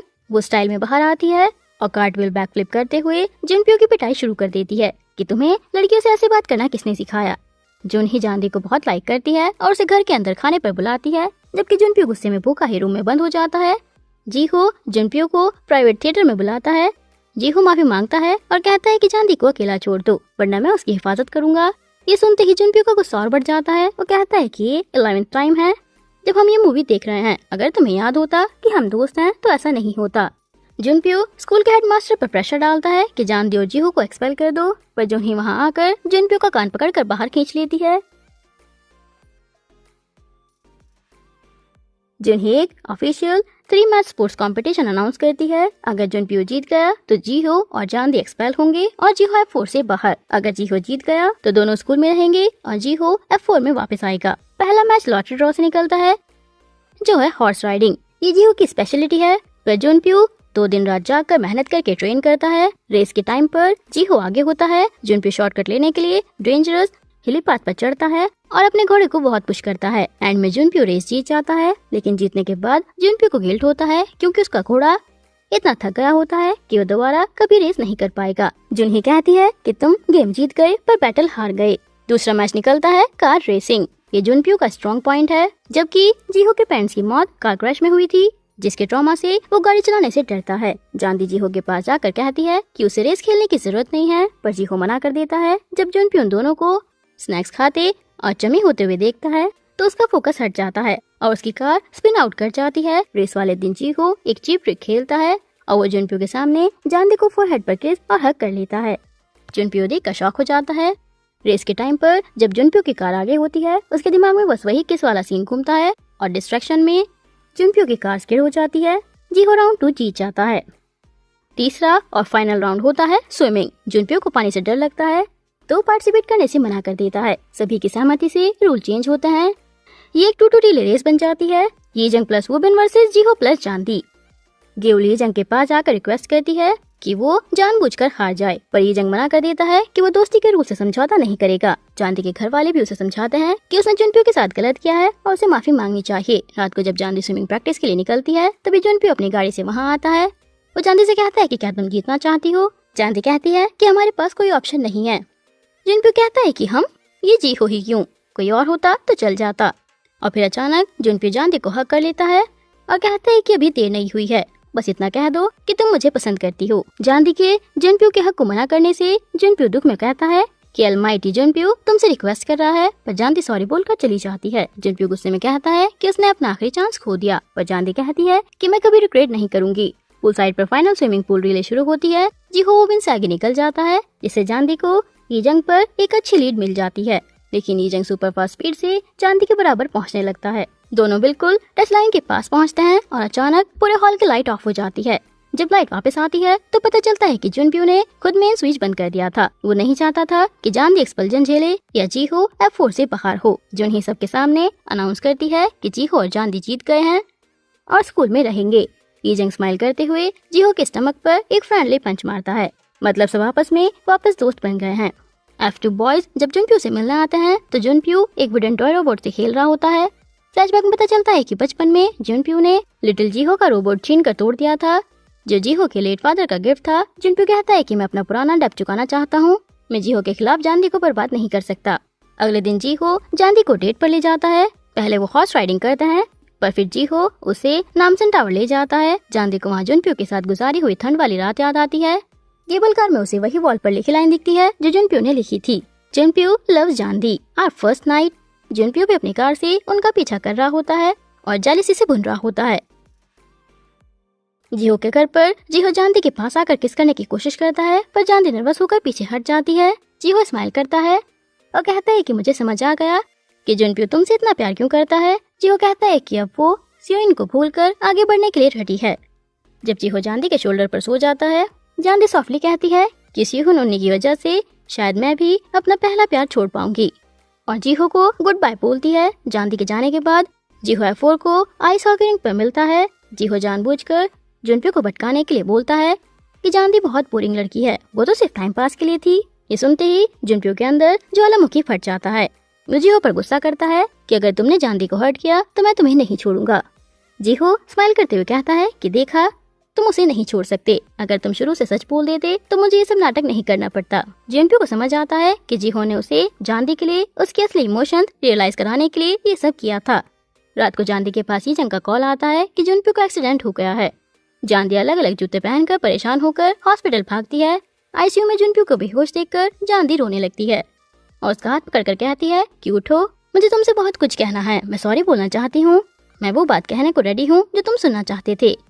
तभी जुनप्यो अपनी आंखें खोलता है और एकदम स्माइल के साथ कहता है कि सच में। जानदी एकदम शॉक। F4 का बड़ा प्लान था ताकि जानदी अपना प्यार एक्सेप्ट कर ले। अपने प्लान के सक्सेसफुल होने के बाद जुनप्यो जानदी को अपने साथ रोमांटिक डेट पर ले जाता है, फिर लवाइस सी फूड और फिर move in private theatre. Car के अंदर दोनों अकेले होते हैं। जुनप्यो पॉपकॉर्न खाने के बहाने जानदी के पास आता है। जानदी अपनी आंखें बंद कर लेती है। दोनों के दिल की धड़कन तेज होती है और तभी जानदी का फोन रिंग हो जाता है। मॉम डैड का कॉल था और रोमांटिक मोमेंट स्पॉइल हो जाता है। घर पहुंचकर जानदी एम्बैरेस्ड होती है और जुनप्यो से डरती है, पर जुनप्यो शाम को सीधे जानदी के छोटे से घर पहुंच जाता है वो उसके मॉम और डैड बोलकर विश करता है और कहता है कि वो आज रात उनके घर पर ही सोएगा। जानती के घर वाले बहुत खुश होते हैं। पूरी फैमिली और जुनप्यू एक ही छोटे से रूम में फ्लोर पर एक ही ब्लैंकेट के नीचे सोते हैं। जुनप्यू स्माइल करके जानती से कहता है कि बिना प्लान किया आया था पर बहुत मजा आ रहा है। सभी एक ही ब्लैंकेट में सोते हैं तो एकदम रियल फैमिली जैसा लगता है। जानती शर्माने लगती है और चुपचाप सोने का नाटक करती है, जबकि जुनप्यू उसके घर वालों के बीच फंसकर उनके खर्राटे सुनते हुए मुस्कुराता है। जानती के घर पर सुबह जुनप्यू का ग्रैंड ब्रेकफास्ट होता है।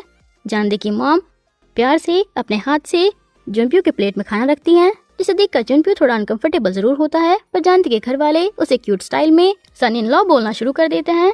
दूसरी तरफ जुनप्यू के मैंशन में मैडम कैंग को पता चलता है कि जुनप्यू घर पर नहीं है, लेकिन जुनप्यू तो जानती की फैमिली के साथ किमची बनाने में मशगूल होता है। पहले वो दूर से देखता है बट फिर पूरे जोश से उनके साथ लग जाता है। इसके बाद जानती के डैड और ब्रदर के साथ जुनप्यू पब्लिक बात जाता है।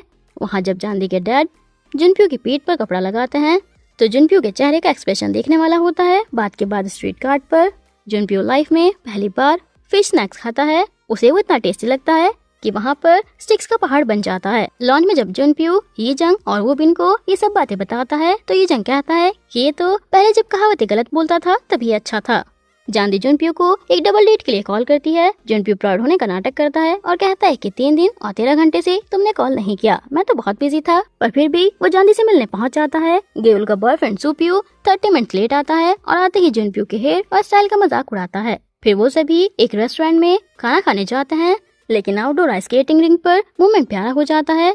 जब चांदी के हाथ ठंडे देखकर जुनप्यू उसे अपना एक ग्लव देता है और दूसरा हाथ अपने पॉकेट के अंदर डाल लेता है। जानती और गेउल देखते हैं कि आगे भीड़ लगी है। जुनप्यू सुप्यू को सबक सिखा रहा है। जानती गुस्से में आकर कहती है कि अगर तुम माफी मांगे बिना गए तो हमारे बीच सब खत्म। जुनप्यू गुस्से में वहाँ से चला जाता है। स्कूल और लाउंज में जानती जुनप्यू पर चिल्लाती है कि मेरे सामने मत आना, और जुनप्यू कहता है कि मैंने उसे कचरा समझकर साफ कर दिया, मैं क्यों माफी मांगू। जी हो पुल पर जानती को कोल्ड मेडिसिन देता है और कहता है कि लड़के बिना किसी वजह के किसी की पिटाई नहीं करते, मेरी बात पर भरोसा करो। जानती और गेउल सुपियो के क्लब के बाहर जाती हैं और वहाँ सुपियो को दूसरी लड़की के साथ देखती हैं। सुपियो अपनी न्यू गर्लफ्रेंड से कहता है कि वो दोनों बिल्कुल चीप हैं। मैंने तो जुनप्यू से बोला था कि उन डम्पर लड़कियों को छोड़कर क्लब की हॉट बेब्स के साथ चलते हैं। तभी जुनप्यू ने उसे बोला था कि अगर मेरी गर्लफ्रेंड को बुरा बोला तो दोबारा खाना खाने के लायक नहीं छोड़ूंगा। ये सुनते ही जानती का दिमाग गुस्से से घूम जाता है। वो फ्रेंच फाड़ कर अंदर आती है और एयर जंप करके सुपियो के चेहरे पर एक जोरदार स्पिनिंग बैक किक मारती है और कहती है कि एक गेउल के लिए और एक मेरे बॉयफ्रेंड के लिए। जानती को अपनी गलती का एहसास होता है। वो फर लॉन्च में आती है। जुनप्यू सोफे के ऊपर से जंप करके उसे रोकता है। जानती सॉरी के लिए एक एप्पल आगे बढ़ाती है। जुनप्यू कर दिखाते हुए 3 विशेष मांगता है, बैठो, खड़ी हो जाओ और क्यूट बेबी वॉइस में बोलो, ओपा आई एम सॉरी। जानती फ्रस्ट्रेटेड होकर कहती है कि नहीं बोल सकती और जी हुआ वही एप्पल खाने लगता है, जिसे जुनप्यू झपट कर वापस ले लेता है।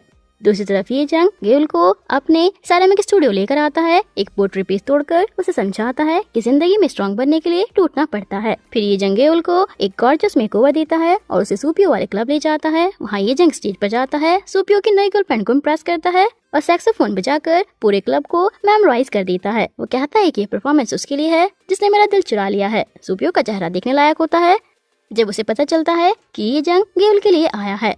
नेक्स्ट सीन में जुनप्यू जानती को रात को एक डार्क प्लेग्राउंड में बुलाता है। अचानक पूरे पार्क में डैज़लिंग फेरी लाइट ऑन हो जाती हैं। जुनप्यू कहता है कि उसके पास क्रिसमस की कोई अच्छी मेमोरी नहीं है। वो चाइल्डहुड में हमेशा अकेले सर्वेंट्स के साथ रहता था। जुनप्यू कहता है कि मुझे नहीं पता था कि फैमिली क्या होती है, पर तुम्हारी फैमिली को देखकर मुझे समझ आया कि मैं तुम्हारे घर दोबारा आ सकता हूँ। जानती कहती है कि क्या तुमने कभी आने से पहले परमिशन मांगी है। जुनप्यू स्विंग से उठता है और जानती के सामने जमीन पर घुटनों पर बैठ जाता है। वैलेंटाइंस डे के लिए गेउल और जानती चॉकलेट्स बनाते हैं। जानती जुनप्यू के लिए super cute curly hair Junpyo chocolates बनाती है। दोनों शिनहुआ बिल्डिंग में मिलते हैं। जानती नर्वस होकर कहती है कि ये किसी और के लिए था पर खराब हो गया, पर जुनप्यू इमोशनल हो जाता है और किसी को खाने नहीं देता। दोनों एक वैलेंटाइन कपल्स कंपटीशन में हिस्सा लेते हैं जहां मोबाइल फोन जीतना होता है। जुनप्यू जानती को अपने पीठ पर उठाता है, लेकिन तभी वहां मैडम कैंग एंट्री मारती हैं। उनका डेथ स्टेयर देखकर जानती डर के मारे नीचे गिर जाती है। मैडम कैंग के गार्ड जुनप्यू को वहां से घर ले जाते हैं। गेउल अपनी चॉकलेट यीजुंग को देने जाती है, पर वहां यीजुंग के स्टूडियो में पहले से ही लड़कियों की भीड़ और चॉकलेट्स के पहाड़ देखती है। यीजुंग उसे पोलाइटली कहता है कि ड्रामा बस ड्रामा होता है। जब तक तुम्हें तुम्हारा सोलमेट नहीं मिल जाता मैं ये चॉकलेट संभाल कर रखूंगा। गेहुल रोने लगती है। मैडम गैंग जानवी के छोटे से घर पर आती हैं। वो बड़े कोल्ड टोन में कहती हैं कि घास को बढ़ने से रोकने के लिए सबसे जरूरी काम क्या होता है, उसके जड़ों को उखाड़ कर फेंकना। जानवी की मॉम कहती है कि क्या हमारी जानवी घास है। मैडम गैंग एक ब्रीफकेस खोलती हैं जिसमें 300 मिलियन होते हैं। वो कहती है कि इस कॉन्ट्रैक्ट पर साइन कर दो कि जानवी जुनप्यू से दूर रहेगी। जानवी की मॉम गुस्से में आकर साल्ट का बोल उठाकर मैडम गैंग के ऊपर डाल देती हैं और कहती हैं कि बाहर निकलो हमारे घर से। मैडम गैंग वार्निंग देकर चली जाती हैं। घर वाले पहले तो मॉम की तारीफ करते हैं, पर मॉम कहती है कि पागल हो क्या, अगर जानवी की शादी शिन्हुआ के वारिस से होगी तो पूरी कंपनी हमारी होगी। 300 मिलियन तो बहुत कम है। मैडम गैंग अपना बदला लेने के लिए जानवी के डैड की ड्राई क्लीनिंग बिजनेस की दुकान से उन्हें निकलवा देती हैं और पूरे शहर के रियल्टर्स को उन्हें जगह ना देने का ऑर्डर देती हैं। जानवी की फैमिली सड़क पर कार वालों को स्नैक्स और कॉफी बेचने लगती है। मैडम गैंग जुनप्यू को अपनी कार में बैठाकर जानवी के पास से गुजरती हैं और उसके गार्ड को कहती हैं कि जानवी से स्नैक्स खरीदे। जानवी उन्हें स्नैक्स देने आती है, पर कार के अंदर जुनप्यू और उसकी मॉम को देखकर उसकी स्माइल गायब हो जाती है। जुनप्यू गुस्से में कार से बाहर निकलता है और जानवी के पास जाता है और कहता है कि मेरी विच मॉम कुछ भी कर सकती हैं, मुझे प्रॉमिस करो कि जो भी हो तुम मुझसे कभी नहीं भागोगी। जानवी कहती है कि मैं तुम्हारी मॉम की वजह से नहीं भागूंगी, ये प्रॉमिस है। जुनप्यू कहता है कि मुझे खुशी है, तुम जैसी गुंडी लड़की मेरी गर्लफ्रेंड है। जुनप्यू जानवी की दी हुई कॉफी कैन को अपने रूम में एक सीक्रेट मेमोरी की तरह रख लेता है। जानवी की फैमिली पर और मुसीबतें आती हैं। गुंडे आकर उनके रोड साइड स्नैक स्टॉल को तोड़ फोड़ देते हैं। जानवी का छोटा भाई लंच स्किप करने लगता है ताकि पैसे बच सकें। जानवी दिन रात मेहनत करती है, सुबह पेपर डिलीवरी, दोपहर को रेस्टोरेंट और रात को गैस स्टेशन। चीहो उसकी नाक से खून बहता देखकर उसे रुमाल देता है और कहता है कि मैं जुनप्यू की जगह होता तो बहुत हर्ट होता। मुझे जुनप्यू से जेलसी हो रही है। फैमिली को सपोर्ट करने के लिए जानवी सस्पिशियस कस्टमर का विजिटिंग कार्ड निकालती है जो उसे एक मॉडलिंग एजेंसी का एड्रेस देता है। जानवी परेशान होकर उस एड्रेस पर एक सुनसान अजीब सा ऑफिस में पहुंचती है। वो अंदर जाकर चेक करती है। वहाँ क्रीपी अंकल लोग उसे वियर्ड प्लेबॉय बनी ड्रेस पहनने को कहते हैं। जानवी डर के मारे पीछे हटने लगती है। तभी एक हैंडसम स्ट्रेंजर वहाँ आकर सेफली उसे बाहर ले जाता है। स्कूल में जानवी भूखी होती है और एक एम्प्टी स्टोर रूम में रमन खाते हुए पकड़ी जाती है। खाना बनाने वाला वही स्ट्रेंजर लड़का होता है जिसका नाम है जेहा, जो कि एक फर्स्ट ईयर स्टूडेंट है। वो जानवी को कहता है कि वो उसका बहुत बड़ा फैन है और दोनों कॉमनवेल्थ से हैं। लेकिन सबटल तरीके से पता चलता है कि जेहा स्कूल में नर्डी लुक बनाकर रहता है, जबकि टीवी पर वो टॉप मॉडल हेजे है। जेहा जानवी को एक फोटोशूट की जॉब दिलवाता है। फोटोशूट पर फोटोग्राफर जानवी और हेजे की केमिस्ट्री देखकर उनका एक फोटो मैगजीन कवर पर प्रिंट करा देता है। जुनप्यू जानवी को एक छोटे ट्रिप पर ले जाना चाहता है, पर जानवी जेहा के साथ काम करने की वजह से झूठ बोलती है कि गेहुल का बर्थडे है। जब मैगजीन कवर आउट होता है तो पूरे स्कूल में सन्नाटा छा जाता है। मैगजीन में जानवी को हेजे के साथ कोजी पोजीशन में देखकर जुनप्यू का दिमाग गुस्से से भर जाता है। वो मैगजीन को फेंक कर जानवी के पास जाता है और कहता है कि क्या तुम इस ड्रेस के साथ घूमने के लिए मुझसे झूठ बोल रही थी। जानवी के समझाने पर जेहा जुनप्यू से कहता है कि तुम्हें अपनी गर्लफ्रेंड पर इतना कम भरोसा है। जेहा प्रोवोक करता है, पर जानवी जुनप्यू को रोकने लगती है और कहती है कि मैं थक चुकी हूँ, मैं वहाँ वापस जाना चाहती हूँ जब मैं F4 और जुनप्यू को नहीं जानती थी। ये सुनते ही जुनप्यू इमोशनली हर्ट होकर चुपचाप वहाँ से चला जाता है। जानवी के ब्रेकअप के बाद स्कूल में दोबारा रेड कार्ड का टॉर्चर शुरू हो जाता है। जेहा भी रेड कार्ड दिखाकर जानवी को कहता है कि वो उसकी हिफाजत करेगा। जानवी के डेस्क पर अटैक होता है। जेहा कहता है कि ये जुनप्यू ने करवाया है, पर जीहो जानवी को कहता है कि जुनप्यू ऐसा कभी नहीं करेगा, उस पर भरोसा रखो। इसके बाद जानवी को एक गलत नोटिस देकर साइंस लैब में भेजा जाता है। वहाँ दरवाजा लॉक हो जाता है और लैब में धुआं भरने लगता है। जानवी बेहोश होने लगती है। तभी जेहा आकर विंडो तोड़ता है और उसे बचाकर ले जाता है। जेहा जानवी को अपने घर ले जाता है। सोने के बाद जेहा किसी को फोन करता है और फोन के दूसरी तरफ मैडम कैंग होती हैं। मैडम कैंग ने ही जेहा को ये सब गेम खेलने के पैसे दिए थे ताकि जुनप्यू और जानवी हमेशा के लिए अलग हो जाएं। जब जानवी को होश आता है, वो जानवी को मनाने की कोशिश करता है कि वो जुनप्यू को छोड़ दे, पर जानवी कहती है कि मुझे जुनप्यू पर अभी भी भरोसा है क्योंकि उसने मुझ पर भरोसा किया था। जानवी वहाँ से जाने लगती है, पर जेहा पीछे से आकर उसके मुंह पर रुमाल लगा देता है जिससे जानवी बेहोश हो जाती है। जुनप्यू अपने मेंशन वापस आता है तो उसे एक एनवेलप मिलता है। उसमें जानवी की बंधी हुई फोटो और उसके बालों का एक टुकड़ा होता है, साथ में वार्निंग भी कि जानवी को बचाना है तो अकेले आना। जुनप्यू F4 को बिना बताए ब्लैक हुडी पहनकर अकेले जानवी को बचाने निकल पड़ता है। एक डार्क वेयर हाउस में जानवी की आंखें खुलती हैं। वो चेयर पर बंधी होती है। जेहा मुस्कुराते हुए कहता है कि रेड कार्ड, साइंस लैब और मॉडलिंग सब उसका प्लान था। जानवी पूछती है कि वो ये सब क्यों कर रहा है, तो जेहा अपने दिमाग का असली गेम बताता है और कहता है कि मेरा चेहरा देखो, क्या तुम्हें मेरा चेहरा देखकर किसी की याद नहीं आती। जी हाँ, जुनप्यो को कहता है कि उसके भाई को F4 ने रूफटॉप पर टारगेट किया था, इसलिए वो बदला ले रहा है। जुनप्यो जांदी के बंधे होने की वजह से बिना कोई रेसिस्टेंस दिखाए चुप रहता है और सब कुछ झेलता रहता है। जांदी रो रो कर उन्हें रोकने की कोशिश करती है। जी हाँ, कैमरा के सामने जुनप्यो को कहता है कि वो जांदी को छोड़ने का वादा करे, पर जुनप्यो कहता है कि मैं मर सकता हूँ पर जांदी को नहीं छोड़ सकता। गुस्से में जब जेहा चेयर उठाकर जुनप्यो को हर्ट करने वाला होता है, जांदी आगे आकर जुनप्यो को बचा लेती है। तभी F4 की ब्लॉकबस्टर एंट्री होती है। वो बिन और जियंग सभी गुंडों को खात्मा कर देते हैं और जीहो जेहा को ओवरपावर कर लेता है। हॉस्पिटल में जब जांदी की आंखें खुलती हैं, जुनप्यो व्हीलचेयर पर उसके पास होता है। दोनों एक दूसरे को स्टूपिड और डमी बोलकर क्यूट तरीके से झगड़ते हैं, जिससे पता चलता है कि दोनों बिल्कुल सही सलामत हैं। लेकिन जांदी के घर पर एक और मुसीबत आती है। लोन शार्क उनके पापा को उठाकर ले जाते हैं। जांदी की मॉम मैडम गैंग के सामने जाती हैं। मॉम अपनी सारी प्राइड भूलकर मैडम गैंग के सामने अपने ही सर पर नमक उड़ेल देती हैं और माफी मांगती हैं। मैडम गैंग पैसे देकर जांदी के पापा को बचा लेती हैं, लेकिन जांदी और उसके पापा ये पैसे मैडम गैंग को वापस करने जाते हैं। जांदी मैडम गैंग के सामने बोलती है कि गरीबों की प्राइड और लोगों का दिल पैसे से नहीं खरीदा जा सकता, और जुनप्यो अब ये बात समझता है। इस टेंशन के बाद पूरी गैंग एक स्काई रिजॉर्ट वेकेशन पर जाती है। जुनप्यो जांदी को सिखाता है और उसके लिए एक बहुत ही स्पेशल स्टार मून नेकलेस बनवाता है। रात को आउटडोर कोल्ड में जुनप्यो जांदी को अपना जैकेट पहनाता है और उसके पॉकेट में नेकलेस डाल देता है। वो समझाता है कि स्टार मैं हूँ और तुम मून हो।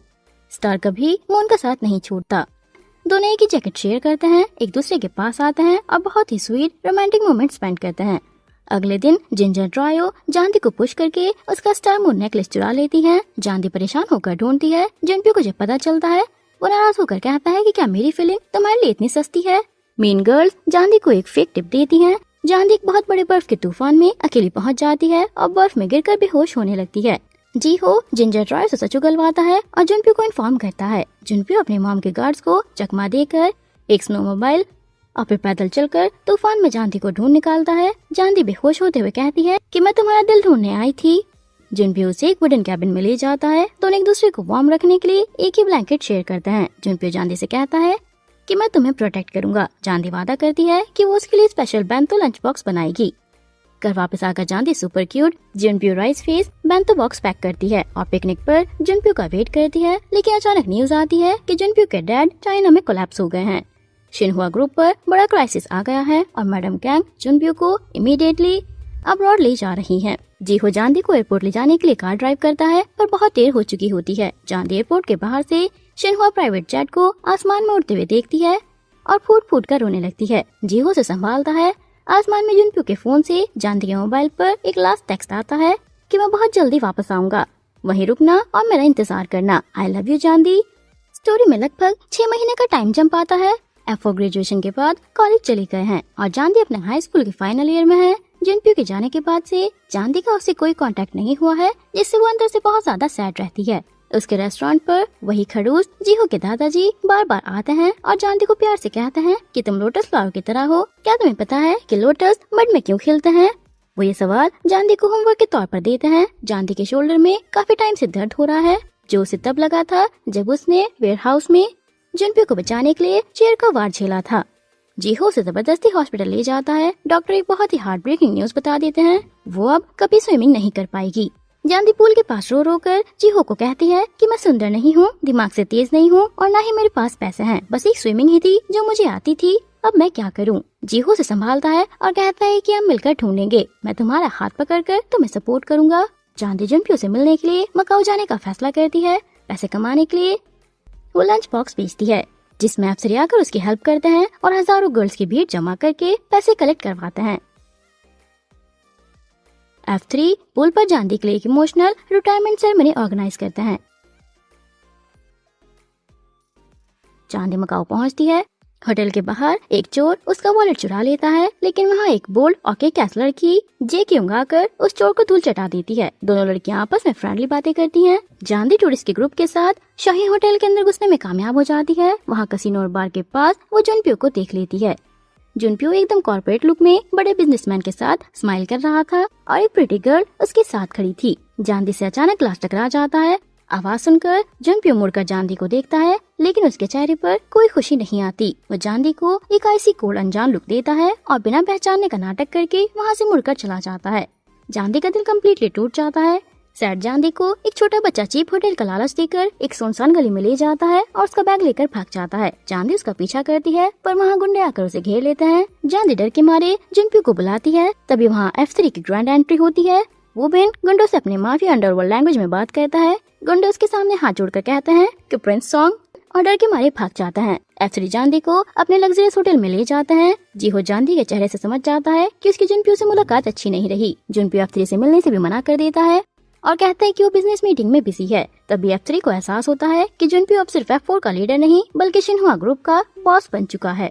जांदी सैड होकर होटल के वेनेटियन कनाल के पास बैठी रहती है और जुनप्यो के कोल्ड बिहेवियर के बारे में सोचती है। तभी वहाँ जेयंग दूसरी गंडोला पर आ जाती है। F3 उसे एम्बैरेसिंग बोलते हैं, पर जांदी उसे पहचान कर कहती है कि ये वही लड़की है जिसने उसकी जान बचाई थी। वहाँ मैडम कैंग और जुनप्यो जेके ग्रुप के ओनर से बिजनेस मीटिंग कर रहे होते हैं। दोनों शिन्हुआ रिसोर्ट प्रोजेक्ट में पार्टनर्स बन रहे हैं। जेके उनके पेरेंट्स कहते हैं कि उनकी बेटी मकाऊ घूम रही है। मिस्टर जंग किसी तरह जुनप्यो को एक बास्केटबॉल कोर्ट पर ले जाते हैं, जहाँ F3 पहले से उसका वेट कर रहे होते हैं। जुनप्यो एकदम कोल्ड टोन में कहता है कि नाइस टू सी यू। ये जंग नाराज होकर पूछता है कि क्या वो जांदी को जानबूझकर इग्नोर कर रहा है, तो जुनप्यो कहता है कि ऐसी लड़कियाँ अब मेरे लिए कोई वैल्यू नहीं रखती। तुम सब ने डेटिंग की है, क्या मैं नहीं कर सकता? जियांग गुस्से में कहता है कि तुमने ही कहा था ना कि एक मैन शुरुआत से लास्ट तक रेस्पॉन्सिबिलिटी लेता है। और जब ये जंग कहता है कि जांदी अब कभी स्विमिंग नहीं कर सकती, तो जुनप्यो के चेहरे पर एक सेकंड के लिए शॉक आता है। ये जंग जुनप्यो को एक जोरदार पंच मार देता है। जुनप्यो वापस जाते हुए कहता है कि शिन्हुआ के 7 लाख एम्प्लॉइज की जिम्मेदारी मुझ पर है। 7 लाख लोगों का बोझ उठा कर देखो, तब पता चलेगा तुम बदलते हो या नहीं। जीहो जांदी को सुबह सुबह एक ब्रिज पर ले जाता है, जहाँ जुनप्यो पहले से खड़ा होता है। जीहो दोनों को अकेला छोड़ देता है। जांदी आगे बढ़ती है और कहती है कि तुम्हारे पापा के बारे में सुनकर मुझे दुख हुआ। जुनप्यो कोल्ड वॉइस में कहता है कि मैं ठीक हूँ, बिजी हूँ, पूछो मत और जाओ यहाँ से। जांदी कहती है कि क्या तुम सच में ऐसी एक्टिंग कर रहे थे कि जैसे मुझे पहचानते ही नहीं? मैं तुम्हारे लिए क्या हूँ? जुनप्यो बिना किसी इमोशनल के कहता है कि एक ऐसा मार्क जिसे मैं मिटा देना चाहता हूँ। जांदी कहती है कि तुम क्रूल हो जुनप्यो। जुनप्यो कहता है कि मैं ऐसा ही था, बस पहले नाटक कर रहा था। जांदी वहाँ से रो रो कर चली जाती है। जुनप्यो अपनी मॉम मैडम कैंग के रूम में घुसता है और कहता है कि अब सेटिस्फाई हो आप, अब सब कुछ आपके हिसाब से हो गया ना? मैडम कैंग कहती है कि उस लड़की से शिन्हुआ का कोई लेना देना नहीं है। तब जुनप्यो अपनी आंखों में आंसू भरकर कहता है कि वो कोई ऐसी वैसी लड़की नहीं है, वो पहली लड़की है जिससे आपके बेटे ने प्यार किया है। मैडम कैंग उसे इमोशनल ब्लैकमेल करती हैं कि क्या तुम अपने लेट पापा की लेगेसी, शिन्हुआ कंपनी और 7 लाख लोगों की लाइफ एक लड़की के लिए बर्बाद करोगे? अगर तुमने प्रॉमिस तोड़ा तो मैं जांदी को कोरिया में जीने नहीं दूंगी। जुनप्यो अंदर से पूरी तरह टूट जाता है और हेल्पलेस फील करता है। जीहो जांदी को चीयर अप करने के लिए मकाऊ घुमाता है। एक शॉप पर जांदी एक सुंदर हाई हील शू देखती है, पर प्राइस देखकर छोड़ देती है। जुनप्यो पीछे से वही शू बाय करने आता है, पर वही शू जेयोंग भी पकड़ लेती है। दोनों के बीच शू को लेकर झपटी और फाइट होती है। जुनप्यो जेक्योंग को पकड़कर शू छीन लेता है और साइज कंफर्म करने के लिए जेक्योंग के पैरों में जबरदस्ती शू पहनाकर चेक करता है। फिर शू खरीद कर चला जाता है। जेक्योंग उसके इस एटीट्यूड पर शौक रह जाती है। घर पर जीहो जुनप्यो के लैपटॉप पर जांदी का रिकॉर्डेड वीडियो मैसेज भेजता है। जुनप्यो जब वो वीडियो देखता है तो उसकी आंखों में आंसू आ जाते हैं। जुनप्यो वीडियो देखकर जांदी के पास भागने ही वाला होता है कि उसे अपने लेट फादर की बातें याद आने लगती हैं, शिन्हुआ और फैमिली का ख्याल रखना। जुनप्यो दोनों इमोशंस के बीच फंसकर दर्द में चिल्लाने लगता है और जमीन पर गिर जाता है। अगले दिन जांदी और जीहो चेकआउट कर रहे होते हैं, तभी जीहो का एक पुराना चाइनीज फ्रेंड मिंग मिल जाता है। मिंग जीहो पर फिदा होता है और जांदी से जेलस होने लगता है। वो अपने ग्रैंड हाउस में दोनों को ले जाता है। खाने के टेबल पर मिंग टेस्टी डिशेस जांदी से दूर करके जीहो के पास रखता है, पर जीहो हर डिश जांदी को पास कर देता है, जिससे जांदी प्राउड फीलिंग के साथ खाती है। मिंग जीहो से कहता है कि क्या तुम इससे प्यार करते हो? तुम इसे देखकर बिल्कुल वैसे स्माइल करते हो जैसे सीह्यून के वक्त करते थे। मकाऊ में घूमते हुए जांदी का वॉलेट खो जाता है। जीहो स्ट्रीट पर एक परफॉर्मर से गिटार लेता है और जांदी के लिए स्ट्रीट सिंगर बन जाता है। जीहो वहाँ बहुत ही ब्यूटीफुल सॉन्ग गाता है, जिसे सुनकर वहाँ भीड़ जमा हो जाती है और काफी पैसे कलेक्ट हो जाते हैं। घर लौटते हुए जांदी की शू की हील टूट जाती है। जीहो जांदी को अपने पीठ पर उठाकर ले जाता है। जीहो कहता है कि ये पहली बार है जब मैंने खुद पैसे कमाए हैं और तुम्हारी वजह से मैं बहुत से काम पहली बार कर रहा हूँ। दोनों को नहीं पता कि बाहर ब्लैक कार में जुनप्यो 3 घंटे से उन्हें चुपचाप देख रहा था। एयरपोर्ट पर जांदी और जीहो सियोल लौटने वाले होते हैं। जीहो जांदी को वही हाई हील शू गिफ्ट करता है जो जांदी ने दुकान पर पसंद किए थे। तभी जुनप्यो वहाँ पहुँचता है और जीहो को वहाँ देखकर चिल्लाता है। जीहो कहता है कि मैं पहले फ्रेंड होने की वजह से पीछे हट गया था, मैं अब और पीछे नहीं हटने वाला। जुनप्यो जीहो को गुस्से में एक जोरदार पंच मार देता है। जांदी बीच में आकर जुनप्यो को रोकती है और कहती है कि मैं जा रही हूँ। जुनप्यो जमीन पर गिर जाता है और मिस्टर जंग उसे संभालते हैं। जुनप्यो जो शू जांदी के लिए लाया था वो चेयर पर ही छोड़ देता है, जिसे बाद में जे क्योंग उठा लेती है। सियोल वापस आकर जांदी डिलीवरी के सिलसिले में जीहो के दादाजी को क्लिनिक ले जाती है। वहाँ पर एक प्रेग्नेंट लेडी आती है और जांदी ग्रैंडपा के साथ मिलकर उसकी डिलीवरी करवाती है। इस खूबसूरत एक्सपीरियंस से जांदी को नई लाइफ की राह मिलती है। वो जीहो को खुशी से बताती है, पहली बार मैंने जुनप्यो या स्विमिंग के अलावा किसी और चीज के बारे में सोचा है। मैं डॉक्टर बनना चाहती हूँ। जीहो उसके इस डिसीजन को फुल सपोर्ट करता है। जुनप्यो के एल्डर सिस्टर जुनही जांदी को रास्ते में मिलती है और उसे अपने घर ले जाती है। जांदी जुनप्यो के खाली बेडरूम में जाती है। वहाँ उसके टेलीस्कोप और स्टाइमोन नेकलेस के बारे में सोचकर फूट कर रोने लगती है कि मैं बस उससे कहना चाहती थी कि मुझसे कितना प्यार करती हूँ।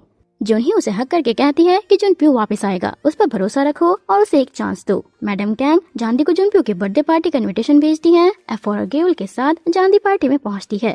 जुनप्यो केक कट करते वक्त जांदी को देखता है और चुप रहता है।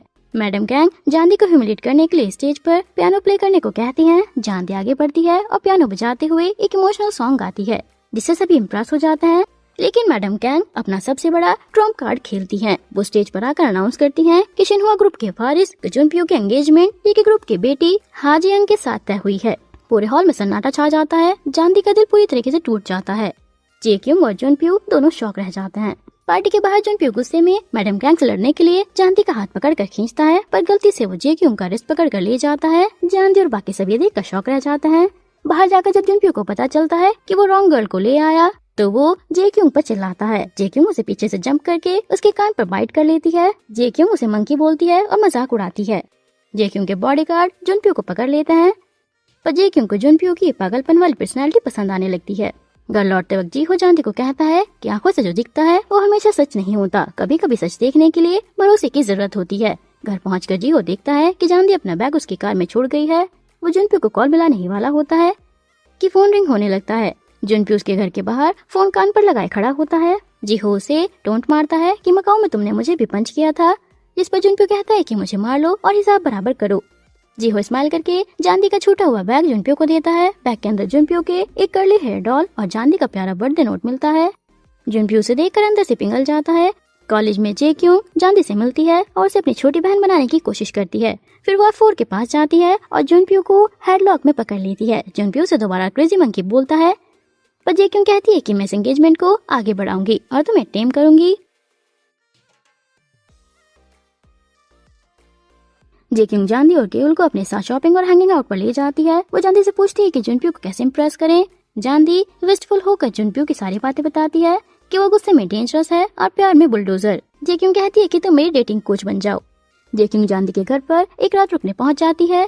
वो ट्रैक सूट पहनती है, बिल्कुल जुनप्यो की तरह। जेक्युंग जांदी को बताती है कि उसे जुनप्यो से पहली नजर में प्यार हो गया था। दूसरी तरफ जांदी क्लिनिक पर क्रैंक के ग्राम्स मतलब कि जीहो के ग्रैंडपा के असिस्टेंट के तौर पर काम कर रही होती है। तभी जीहो वहाँ आता है और ग्राम्स को देखकर शॉक में भाग जाता है। ग्राम्स ही जीहो के दादाजी हैं, जो कार एक्सीडेंट के बाद से अपने ग्रैंडसन के सामने आने से डरते थे।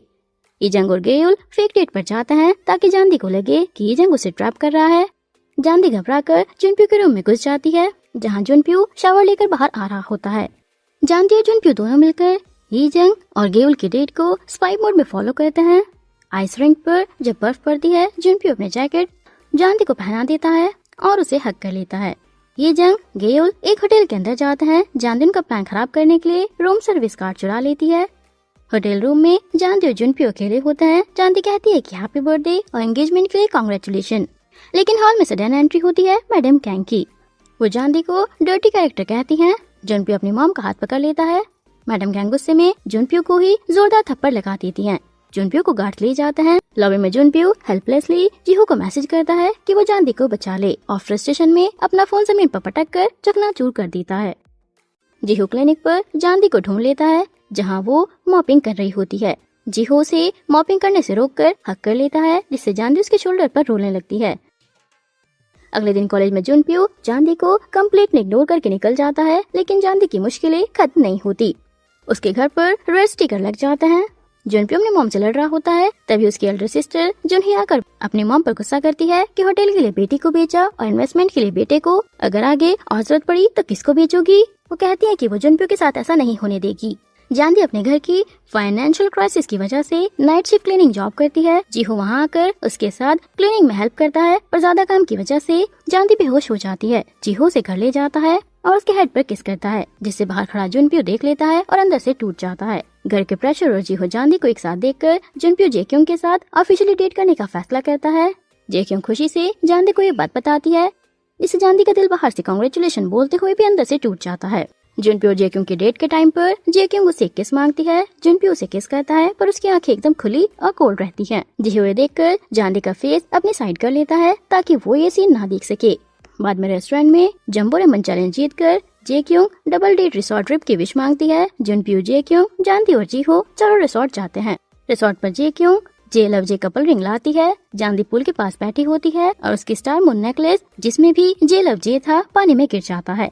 जानदी उसे लेने पानी में कूदती है, पर उसके खराब शोल्डर की वजह से वो डूबने लगती है। तभी जुनप्यो पानी में कूदकर जानदी को बचा लेता है। जुनप्यो ने जानदी के लिए स्विमिंग सीखी थी। जुनप्यो उसे बाहर निकाल कर कहता है कि मैं किसी और को तुम्हें बचाने नहीं दे सकता, लेकिन जीहो आकर जानदी को अपने साथ ले जाता है। रिसोर्ट पूल में जेक्योंग जुनप्यो के पास आती है और उसे पीछे से बैक हक कर लेती है। जानदी वहाँ अपने नेकलेस ढूंढने वापस आती है और जुनप्यो जेक्योंग को पूल में हक करते हुए देख लेती है। पूल पर जुनप्यो जेक्योंग से कहता है कि वो किसी और से प्यार करता है, पर जेक्योंग अपने कान बंद करके चिल्लाती है कि वो कुछ और नहीं सुनना चाहती। बाद में जंग एक क्लब में ड्रंक होकर लड़ाई कर लेता है और एक बंदा उसके हाथ तोड़ देता है। वो बिन अपने मॉबस्टर गैंगस्टर्स के साथ वहाँ आकर उन गुंडों की धुलाई करता है और ये जंग को बचाकर ले जाता है। रिसोर्ट से लौटकर जीहो और जानदी एक बुद्धिस्ट टेम्पल जाते हैं, जहाँ एक मॉन्क जीहो को बोलता है कि जानदी एक लोटस फ्लावर की तरह है जो उसे एक फैमिली देगी।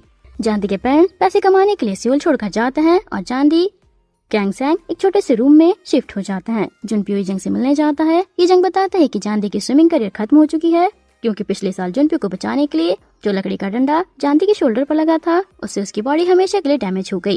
ये सुनकर जुनप्यो कम्प्लीटली गिल्ट में डूब जाता है और पूल पर जाकर फूट फूट कर रोता है। जानदी के नए छोटे से रूम के बगल वाले अपार्टमेंट में जुनप्यो नया नेबर बनकर जाता है। वो बहाना बनाता है कि ये उसकी शिन्हुआ लीडरशिप की लाइफ टेस्ट ट्रेनिंग है। जुनप्यो जानदी के घर घुसकर उसका सारा रेमन अकेला ही चट कर जाता है। रात को जुनप्यो के कमरे में कॉकरोच आ जाता है, जिससे डरकर शिन्हुआ का मल्टी मिलियनर चिल्लाने लगता है। जानदी आकर कॉकरोच को मारती है और जुनप्यो को सुलाकर जाती है। गेयुल युनजे यीजंग की चाइल्डहुड लव से इंस्पायरिंग बातें सुनकर यीजंग को प्रपोज करती है, पर यीजंग कूल बनकर कहता है कि मैं अच्छी लड़कियों से दूर रहता हूँ, मैं बेवकूफ लड़कियों से दूर रहता हूँ और मैं अपने दोस्तों के दोस्तों को डेट नहीं करता। गेयुल रोकर चली जाती है। दूसरी तरफ जीहो जानदी के लिए एक पूरा आर्ट गैलरी प्राइवेट बुक कर लेता है। जानदी जीहो का स्केच बनाती है और जीहो उसे सेरामिक लोटस गिफ्ट करता है और कहता है कि लोटस कीचड़ में खेलता है पर दुनिया को सुंदर बनाता है, तुम भी ऐसे ही हो। नेक्स्ट सीन में जेक्योंग जुनप्यो के रूम में आती है। जुनप्यो उसे खींचते हुए उठाने की कोशिश करता है, पर उसका बैलेंस बिगड़ जाता है। जुनप्यो सीधा जेक्योंग के ऊपर बेड पर गिर जाता है। ये जंग अपने टूटे सपने और फैमिली ड्रामा से परेशान होकर गेल के साथ क्लब जाता है और गुंडों से पिटने के बाद अपने डैड पर ही भड़क जाता है। अनकंफर्टेबल होकर गेल उसके चेहरे पर पानी फेंक कर चली जाती है। दूसरी तरफ जीहो क्लिनिक पर अपने दादाजी से मिलता है। दादाजी से माफी मांगते हैं, पर जीहो रोककर कहता है कि माफी 15 साल पहले मांगनी चाहिए थी। उस बच्चे ने कितना वेट किया था आपका। जीहो बारिश में भाग जाता है और गुस्से में बेहोश हो जाता है। जानदी उसे संभालती है और उसके घर रात भर ध्यान रखती है। जुनप्यो जानदी के भाई गैंगसैन के लिए स्कूल के बाहर पिज्जा बफेट ट्रक लगवा देता है, लेकिन मैडम गैंग के आदमी जुनप्यो को जबरदस्ती वहाँ से ले जाता है। लेकिन स्टोरी तब बदलती है। मैडम गैंग जानदी के नए छोटे से रूम पर आकर उसे टोंट मारती हैं। मैडम गैंग के जाने के बाद F3 और गेल वहाँ आकर जानदी के घर को रिडेकोरेट करके बिल्कुल नया लुक दे देते हैं।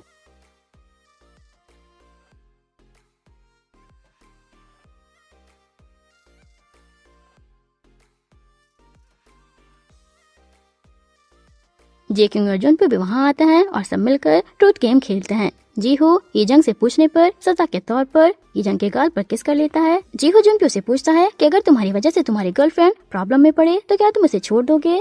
जुनप्यो कहता है कि नहीं, मैं उसका हाथ मजबूत पकड़ कर रखूंगा और उसे खुश रखूंगा। जुनप्यो जानदी से पूछता है कि क्या पुराना प्रॉमिस अभी भी वैलिड है। जानदी कहती है कि नहीं, प्रॉमिस करने वाले और मांगने वाले दोनों अब बदल चुके हैं।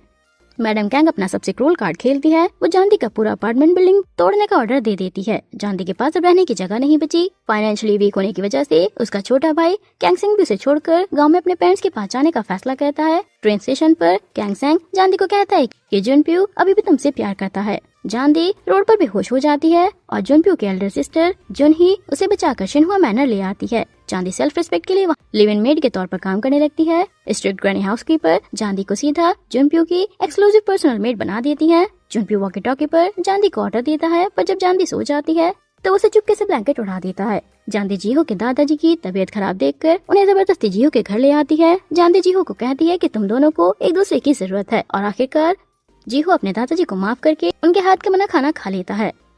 दूसरी तरफ गेयुल इजंग के पास आती है और कहती है कि तुम एक डरपोक हो जो प्यार से डरते हो। गेयुल उसे युनजे की सेरेमिक पजल पीस देता है और कहता है कि बच्चे अपनी पसंदीदा चीज के लिए हेजिटेट नहीं करते क्योंकि उन्हें पता है कि खोने पर वो रो पड़ेंगे। ये सुनकर ये जंग शौक में गेयुल के पीछे भागता है। एक रात जुनप्यू और जांदी साथ में हॉरर मूवी देख रहे होते हैं, तभी जेक्युंग वहाँ आ जाती है। पैनिक में जांदी जुनप्यू के अलमीरा के अंदर छिप जाती है। जेक्युंग मूवी खत्म होने के बाद सोए हुए जुनप्यू के गाल पर किस करके चली जाती है। जेउंग के जाने के बाद जुनप्यू जांदी को क्लोजेट से बाहर निकालकर अपनी गोद में उठाकर रूम तक ले जाता है। नेक्स्ट मॉर्निंग जांदी जुनप्यू को जगाने के लिए अलार्म क्लॉक उसके कान के पास बजाती है। जुनप्यू कंबल खींचता है जिससे जांदी का बैलेंस बिगड़ जाता है और वो सीधा जुनप्यू के ऊपर गिर जाती है। जुनप्यू से दूर करने के बजाय और टाइटली हक कर लेता है कि बस 5 मिनट और तुम मेरे इतने पास हो, पर लगता है कि जैसे कोई सपना है। दोनों एक दूसरे की आंखों में देख रहे होते हैं कि तभी जेक्युंग डोर खोलकर कमरे में एंट्री ले लेती है। मैडम गैंग जुनप्यू के कमरे में आती हैं और जांदी को मेड आउटफिट में देखकर आग बबूला हो जाती हैं। पर ग्रैनी हाउसकीपर मैडम गैंग के आगे ढाल बनकर खड़ी हो जाती हैं और कहती हैं कि नौकर रखना उनका काम है, मैडम गैंग का नहीं। दूसरी तरफ ये जंग युनजे के पीछे जाता है और देखकर शौक हो जाता है कि युनजे उसके अपने बड़े भाई के साथ रिलेशनशिप में है। ये देखकर ये जंग का दिल पूरी तरह टूट जाता है। शिनहुआ मैनर में मैडम गैंग और जेक्युंग के घर वाले मिलकर जुनप्यू और जेक्युंग की शादी का अनाउंसमेंट कर देते हैं। जेक्युंग जांदी को अपने ब्राइडमेड बनने के लिए कहती है, जिससे जांदी अंदर से टूट जाती है। जीहो जांदी को खुश करने के लिए एक कपल फोटोग्राफी कॉन्टेस्ट में ले जाता है, जहाँ दोनों फेक कपल बनकर शूट करते हैं और चीक किस के साथ जेजू आइलैंड की ट्रिप जीत जाते हैं। पूरा ग्रुप जुनप्यू, जेक्युंग, जांदी, गेयुल और F3 जेजू आइलैंड पहुंच जाते हैं। जेक्युंग जांदी से अकेले में कहती है कि मुझे पता है कि तुम और जुनप्यू एक दूसरे से प्यार करते हो। मैं सेल्फिश हूँ, पर मैं जुनप्यू को नहीं छोड़ सकती और सॉरी बोलती है। शादी की रात जुनप्यू अपने एल्डर सिस्टर जुनही से बात करता है। जुनही कहती है कि मैं डर गई थी, इसलिए सब छोड़कर भाग नहीं सकती। तुम ऐसी गलती मत करना। जुनप्यू जीहो के पास जाता है और कहता है कि मुझे एक पंच मारो। जीहो से पंच कर देता है, जिसके बाद जुनप्यू कहता है कि मैं जांदी को नहीं छोड़ सकता। जुनप्यू जेक्युंग को मिलता है और घुटनों पर बैठकर कहता है कि मैं तुमसे शादी नहीं कर सकता, मैं किसी और से प्यार करता हूँ, मुझे माफ कर दो। पर जेक्युंग जिद्दी होकर कहती है कि मैं इंतजार करूंगी। वेडिंग डे पर जुनप्यू ग्रूम सूट पहन कर आता है और F3 के आगे आकर कहता है कि वो बिन मेरा हाथ तोड़ दो ताकि शादी रुक जाए। वो बिन हाथ तोड़ने ही वाला होता है, तभी जांदी वहाँ पर आ जाती है और कहती है कि तुम डरपोक हो, तुम चीजों का सामना करने की बजाय भाग रहे हो। जुनप्यू जांदी को पकड़ता है और बिल्कुल पास आकर कहता है कि तुम मुझे बोलो कि मैं ये ना करूं, बोल दो कि मैं ना जाऊं। पर जांदी बिल्कुल चुप रहती है। तभी एक अशर वहाँ आकर जांदी को बुला लेता है कि जेक्युंग उसे याद कर रही है। जब जांदी जेक्युंग के रूम की तरफ जा रही होती है और रास्ते में उसे गूंज किडनैप कर लेते हैं। मैडम गैंग जुनप्यू के फोन पर जांदी की फोटो भेजती है और वार्निंग देती है कि ग्रूम बहुत टाइम ले रहा है। जुनप्यू हेल्पलेस होकर वेडिंग पर चला जाता है। अल्टर पर जब मिनिस्टर पूछता है कि क्या किसी को इस शादी से एतराज है, तो सबको शौक देते हुए जेक्युंग खुद हाथ उठा देती है कि मैं जुनप्यू से शादी नहीं कर सकती। ये जंग वो बिन और गेयुल एक एक करके उसके सपोर्ट में खड़े हो जाते हैं। जेक्युंग अपने डैड से रिक्वेस्ट करती है कि शिनहुआ के साथ डील कैंसिल ना करें। मैडम गैंग गुस्से में लाल पीली होकर वहाँ से निकल जाती है। जेक्युंग के बॉडीगार्ड जांदी को छोड़ देते हैं और उसे एक प्राइवेट याच पर ले जाते हैं। शादी टूटते ही जुनप्यू सीधा भागकर याच पर पहुंच जाता है और जांदी को हक कर लेता है। दोनों आइलैंड के एक सुपर रोमांटिक डेकोरेटेड विला में पहुंच जाते हैं, जहां कैंडल्स और रोज पेटल्स की महफिल होती है। अगले दिन सारे दोस्तों को पता चलता है कि जेक्युंग न्यूयॉर्क जा रही है। जांदी और जुनप्यू एयरपोर्ट पर भागते हैं। दोनों गर्ल्स एक दूसरे को हक करके रो पड़ती हैं। जेक्युंग हंसते हंसते कहती है कि अगर तुम दोनों का ब्रेकअप हुआ तो मुझसे अप्रूवल लेनी पड़ेगी। फ्लाइट में बैठकर जेक्युंग मकाऊ वाले शो देखकर पुरानी बातें याद करती है और चुपके से अपने आंसू साफ करती है। लेकिन सियोल लौटते ही मैडम गैंग का ब्रूटल रिवेंज मोड ऑन हो जाता है।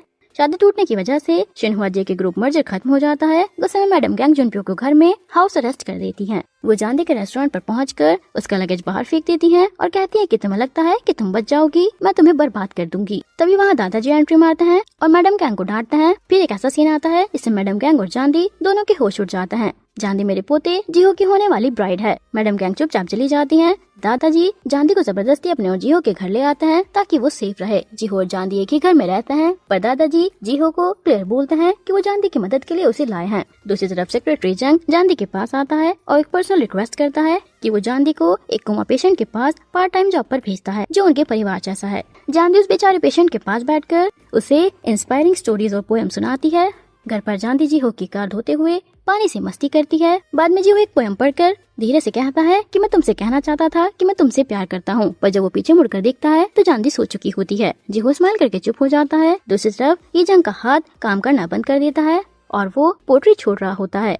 गेल उसके हाथ को ठीक करने के लिए दिन रात अलग अलग बिल्डिंग्स में जाकर मेहनत करने लगती है। एंड में वो भी अपना माफिया कनेक्शन का यूज करके बॉडीगार्ड्स को डिस्ट्रैक्ट कर देता है और जुनप्यो हाउस अरेस्ट से भाग निकलता है।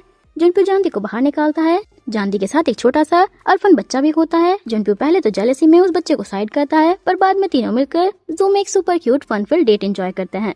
जुनप्यो जानदी से पूछता है कि उसकी लाइफ कैसी चल रही है और कहता है कि मैं तुम्हारा ध्यान रखूंगा। वो जानता है कि विच मॉम शादी टूटने के बाद चुप नहीं बैठेंगी, पर जानदी साफ कह देती है कि मुझे किसी के सहारे या प्रोटेक्शन की जरूरत नहीं है। मैं और तुम इक्वल हैं, मैं अपने मामले खुद देख लूंगी। दोनों एक छोटे बच्चे चैन के साथ जो एंजॉय करते हैं। शाम को जुनप्यो कहता है कि ये सब एक हैज़ी ड्रीम जैसा लग रहा है। तभी सेक्रेटरी जंग का कॉल आता है और जुनप्यो के घर लौटना पड़ता है।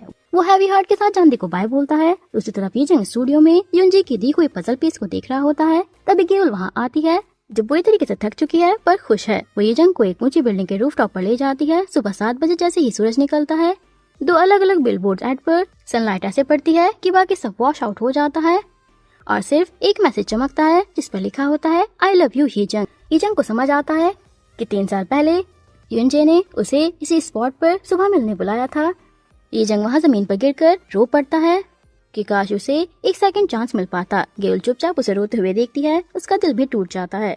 बाद में जंग स्टूडियो में गेल को बुलाता है। वो क्ले पर नंगे पैर डांस कर रहा होता है। वो गेल को कहता है कि उसका हाथ शायद पहले जैसा ना रहे, पर वो भागेगा नहीं, क्योंकि किसी ने मुझे सिखाया है कि गिव अप करने के बाद कितना रिग्रेट होता है। दोनों साथ में क्ले स्टॉम्प करते हैं।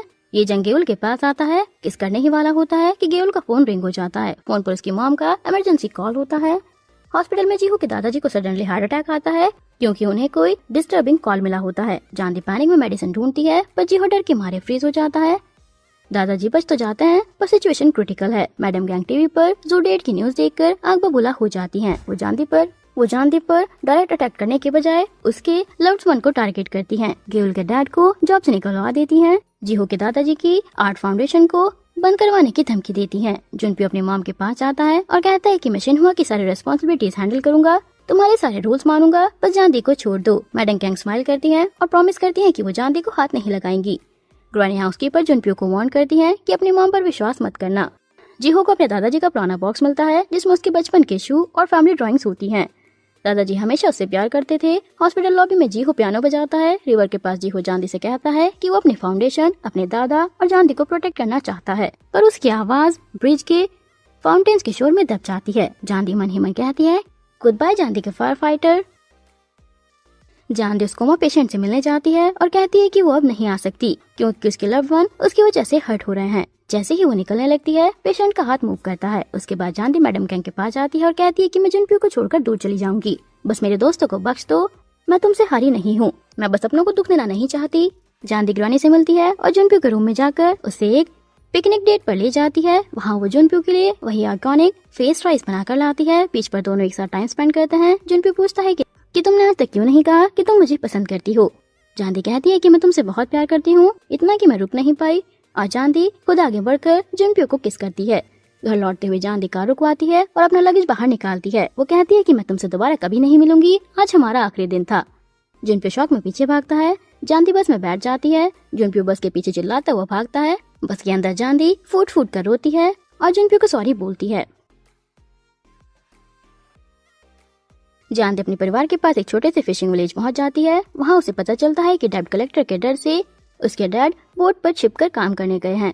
जानदी डिसाइड करती है कि वो सियोल वापस नहीं जाएगी। सियोल में जानदी के जाने के बाद सब बिखर जाता है। जीहो खुद को काम में लगा लेता है, जबकि जुनप्यो पूरी तरह सेल्फ डिस्ट्रैक्टेड बन गया है क्योंकि उसे वही पुरानी जानदी वाली डेट याद आती है। पुलिस आकर उसे अरेस्ट कर लेती है। लॉकअप में जुनप्यो अकेले इमोशनली डेड होकर बैठा होता है, जहाँ उसकी सिस्टर जुनी उसे देखने आती है। विलेज वाले घर में उसकी मॉम जानदी से सब पूछने की कोशिश करती हैं। जानदी बात को घुमाती है, पर मॉम समझ जाती हैं कि जुनप्यो के साथ सब खत्म हो गया है। दूसरी तरफ ये जंग गेउल से मिलता है और कहता है कि क्या अब हमें अपने बारे में बात नहीं करनी चाहिए। गेउल पहले ही समझदारी दिखाते हुए कहती है कि आपको मुझसे प्रेशर लेने की जरूरत नहीं है, मैंने अपनी तरफ से पूरी कोशिश की, इसलिए मुझे कोई रिग्रेट नहीं है। लेकिन ये जंग के फेस के एक्सप्रेशन बता रहे हैं कि वो ये नहीं सुनना चाहता। फिर सीन शिफ्ट होता है शिनहुआ मैनर पर। सेक्रेटरी जंग जुनही को उस सीक्रेट कोमा पेशेंट के पास ले जाते हैं और वो पेशेंट कोई और नहीं बल्कि जुनप्यो और जुनही के डैड होते हैं। जुनही फूट फूट कर रो पड़ती है। मैडम गैंग ने पूरे 10 साल तक अपने बच्चों से छिपाया था कि उनके डैड जिंदा हैं ताकि वो कंपनी की पावर ना खोए। जुनही मैडम गैंग पर गुस्सा करती है और तभी पीछे से जुनप्यो अंदर आता है। जुनप्यो को जब सच पता चलता है कि उसकी माँ ने उसके इमोशंस और उसके डैड फादर की मेमोरी के साथ कितना बड़ा खेल खेला तो उसका दिल पूरी तरीके से टूट जाता है। वो गुस्से में गाड़ी चलाकर निकल जाता है। जीहो को टीवी न्यूज पर फिशिंग मार्केट के बैकग्राउंड में जांदी दिख जाती है। F3 जुनप्यो को बताता है पर जुनप्यो टूट चुका होता है और कहता है कि मैं कैसे परिवार का बेटा हूँ, मैं उससे क्या प्रॉमिस करूं, मैं उसे और दुख नहीं देना चाहता। फिशिंग विलेज में लोन शार्क जांदी की फैमिली पर हमला कर देते हैं। तभी जीहो हीरो की तरह एंट्री मारता है और सारे पैसे देकर डेब्ट क्लियर करता है। जांदी ऑकवर्ड फील करती है पर जीहो कहता है कि तुमने मुझे इससे कहीं ज्यादा दिया है। जीहो अपने गले से चैन निकालता है जिसमें उसकी मॉम की वेडिंग रिंग होती है और वो जांदी को ऑफर करता है कि मैं अब तुम्हारे बिना नहीं रह सकता। जांदी रोती हुई जीहो को रिंग वापस दे देती है और अपना स्टार मून नेकलेस निकाल कर कहती है कि मैं ट्राई कर चुकी हूँ पर मैं जुनप्यो को अपने दिल से नहीं निकाल सकती। जीहो से समझाता है और कंफर्टिंग हक देता है। जुनप्यो ये सब अपनी कार से देख रहा होता है। तभी वहाँ एक शिनहुआ का एक्स एम्प्लॉय अपनी कार लेकर जीहो को उफाने के लिए फुल स्पीड में आगे बढ़ता है। जीहो को बचाने के लिए जुनप्यो रोड पर जंप मारता है और कार सीधा जुनप्यो को उड़ा देती है। जुनप्यो हवा में उछलकर जमीन पर गिर जाता है। हॉस्पिटल में जुनही मैडम गैंग पर चिल्लाती है। जांदी आकर मैडम गैंग के पास बैठती है और बिना किसी गुस्से के कहती है कि जुनप्यो को एग रोल्स और रामेन बहुत पसंद है। वो पजंग माचा पर 2020 फिश केक खा जाता था, वो ठीक हो जाएगा, आप टेंशन मत लीजिए। जीहो को याद आता है कि एक्सीडेंट से पहले जुनप्यो ने उसे कहा था कि मैं जांदी को सिर्फ तुम्हारे हवाले कर सकता हूँ। जांदी जुनप्यो के बेड के पास बैठकर रोती है कि मैं फिर से झूठ बोल रही थी, मेरे तुम सिर्फ वही बेवकूफ जुनप्यो हो जो मुझसे प्यार करते हो, प्लीज उठ जाओ। कुछ दिनों बाद जुनप्यो को होश आता है। सभी दोस्त रूम में आते हैं। वो बिना अपने स्टाइल में जुनप्यो को हाय बोलता है। सब खुश होते हैं पर तभी जुनप्यो जांदी को देखकर कहता है कि ये गर्ल कौन है। सब शॉक। जुनप्यो को F4 अपनी सिस्टर शिनहुआ सब याद है, बस जांदी की सारी मेमोरीज उसके दिमाग से इरेज हो चुकी हैं। डॉक्टर बोलता है कि दिमाग ने शायद सबसे पेनफुल मेमोरी को ब्लॉक कर दिया है। जुनप्यो जांदी के साथ फिर से पुराना रफ बिहेवियर करना शुरू कर देता है। वो उसे जीहो की गर्लफ्रेंड समझता है और कहता है कि मेरे रूम से दफा हो जाओ। हॉस्पिटल में जांदी की मुलाकात एक एनर्जेटिक लड़की जंग यूमी से होती है। यूमी जुनप्यो से दोस्ती कर लेती है, उसे ओप्पा बोलती है और उसके साथ चिपक चिपक कर रहने लगती है। जुनप्यो भी यूमी के साथ लाफ करता है और जांदी को इग्नोर करता है। F3 जांदी जुनप्यो की मेमोरी वापस लाने के लिए अजीबोगरीब प्लान्स बनाते हैं। Plan number 1, ice cream spin. जांदी जुनप्यो के चेहरे पर आइसक्रीम लगाती है और फोरहेड पर कार्ड चिपकाती है। रिस्पॉन्स 0। प्लान 2 है स्पिनिंग किक। जांदी टॉवल फेंककर अपनी फेमस राउंड हाउस किक मारने का नाटक करती है। रिस्पॉन्स जुनप्यो जीहो पर चीखता है कि अपनी गर्ल को मेरे सामने से हटा लो। जीहो जांदी को कंसोल करता है। उसी रात यूमी जुनप्यो के साथ पिज्जा खाती है और स्टार्स की बात करती है। जुनप्यो के दिमाग में जांदी की ऐसी मेमोरी आती है पर उसे लगता है कि वो यूमी है। जब F3 और जांदी वहाँ आते हैं तो यूमी जुनप्यो को हाथ पकड़ कर कहती है कि हम दोनों हॉस्पिटल के ऑफिशियल कपल हैं। जुनप्यो जांदी को औकात वाली चीप गैंगस्टर लड़की बोल देता है। जीहो का टेम्पर लूज हो जाता है और वो जुनप्यो पर अटैक करने के लिए झपट मारता है। वो F2 से पकड़ लेते हैं। नेक्स्ट डे जांदी सोते हुए जुनप्यो के पास आती है और मजाक में कहती है कि आब्राकडाब्रा जुनप्यो जांदी को याद दिला दो, और वो अपना बनाया हुआ special face rice lunch box वहाँ रख कर चली जाती है। बाद में यूमी वहाँ आती है, जुनप्यो के फेस पर स्किन केयर डिवाइस लगाती है जिससे वो उठ जाता है। लंच बॉक्स देखकर जुनप्यो से खोलता है। एग रोल खाती है। उसके दिमाग में एक पुराना अच्छा फीलिंग स्ट्राइक होता है। जुनप्यो पूछता है कि क्या तुमने बनाया है। यूमी थोड़ी देर हेजिटेट करती है और मौके का फायदा उठाते हुए कहती है कि हाँ मैंने ही बनाया है। जुनप्यो कहता है कि मुझे याद आ गया, मैं जिसे भूला था वो गर्ल तुम ही हो। उसके बाद F2 बाकी दोस्तों को बताते हैं कि जुनप्यो को हॉस्पिटल से डिस्चार्ज मिल गया है। जांदी खुश होकर उससे मिलने भागती है। रास्ते में ये जंग गेउल से मिलता है। क्लेकिन के सामने दोनों बात करते हैं। ये जंग कहता है कि वो 4-5 साल के लिए अब्रॉड जा रहा है। गेउल सैड होती है पर ये जंग उसे बड़ा सरप्राइज देता है कि जब मैं वापस आऊंगा सबसे पहले तुमसे मिलने आऊंगा, अगर तब तक तुम्हें तुम्हारा सोलमेट ना मिला तो। गेउल के चेहरे पर एक प्यारी सी स्माइल आ जाती है। जांदी खुशी खुशी जुनप्यो के रूम में जाती है पर वहाँ यूमी पहले ही मौजूद होती है। जुनप्यो जांदी को रूड टोन में कहता है कि जीहो यहाँ नहीं है, तुम मुझे देखकर परेशान मत करो, यहाँ वापस मत आना। जांदी रोते हुए बाहर निकल जाती है। यूमी बाहर आकर उसे फेक सिंपैथी दिखाती है और कहती है कि मैं तुम्हारे और जुनप्यो के बीच नहीं आना चाहती, पर तुम्हारे आने से उसकी कंडीशन खराब हो रही है। मैं उसकी मेमोरी वापस लाने की कोशिश करूंगी। पर जांदी देख लेती है कि यूमी जुनप्यो से दोबारा वही लंच बॉक्स बनाने की रिक्वेस्ट कर रही है, जिससे जांदी को समझ आता है कि यूमी पूरी तरह झूठ बोल रही है। जीहो जांदी को भागते हुए पकड़ता है, उसे जुनप्यो के रूम में ले जाता है पर वहाँ दोनों यूमी और जुनप्यो को कुछ पर एक साथ सोते हुए देखते हैं। जांदी पूरी तरीके से टूट जाती है। जुनप्यो जिससे मैंने प्यार किया था वो अब चला गया है। बाद में यूमी अपना बनाया लंच बॉक्स जुनप्यो को देती है। जुनप्यो टेस्ट करता है और कहता है कि ये टेस्ट अलग है, तुमने पहले झूठ बोला था। जुनप्यो फ्रस्ट्रेटेड फील करता है और जांदी वीट गर्ल के बारे में सोचने लगता है। नाटक करती है कि वो उसकी कितनी केयर करती है। इसके बाद यूमी और जुनप्यो एक ग्रैंड पूल पार्टी होस्ट करते हैं। यूमी वहाँ अनाउंसमेंट करती है कि मैं और जुनप्यो 1 महीने बाद यूएस स्टडी करने के लिए जा रहे हैं, हम एक साथ हैं। जांदी पूल के पास अकेली खड़ी अपने स्टार मून नेकलेस देख रही होती है। जुनप्यो वहाँ से गुजर रहा होता है। जांदी उसे नेकलेस दिखाती है और कहती है कि इसे वापस ले लो। जुनप्यो इरिटेट होकर कहता है कि मैं क्यों लूं, थ्रो इट अवे। जांदी नेकलेस को पूल में फेंक देती है और जुनप्यो से पूछती है कि क्या तुम्हें स्विमिंग आती है। जुनप्यो कहता है कि उसे ट्रॉमा है, वो स्विमिंग नहीं करता। जांदी कहती है कि नहीं, तुम्हें आती थी। जांदी उसे उसकी सारी अजीब आदतें और उसके दिल की सच्चाई याद दिलाती है कि तुम दुनिया से नहीं डरते पर एक कीड़े से डरते हो। तुम प्राइवेसी और प्राइड में फर्क नहीं समझते। तुम बच्चों से नफरत का नाटक करते हो पर एक अच्छे फादर बनना चाहते हो। और ये सुनकर जांदी बैकवर्ड पूल के पानी के अंदर जांदी नीचे बैठ जाती है और बाहर नहीं आती। जुनप्यो शॉक में खड़ा होता है और तभी उसके दिमाग में सारी पास्ट मेमोरीज और वाटर इमरजेंसीज की मॉन्टेज फ्लड हो जाती हैं। Memories back. जुनप्यो चीखता है जांदी और पानी में जंप कर देता है। वो जांदी को बाहर निकालता है, सीपीआर देता है और रोते हुए उसके होश में आने का वेट करता है। जांदी आंखें खोलती है और कहती है कि क्या तुम्हें याद आ गया। जुनप्यो उसे हक कर लेता है। यूमी वहाँ से मुंह बनाकर निकल जाती है। हाई स्कूल ग्रेजुएशन पार्टी वाले दिन जांदी F4 के साथ डांस करती है और हर एक दोस्त को वो बिन, हीजंग, जीहू अपने मन में इमोशनल थैंक यू बोलती है।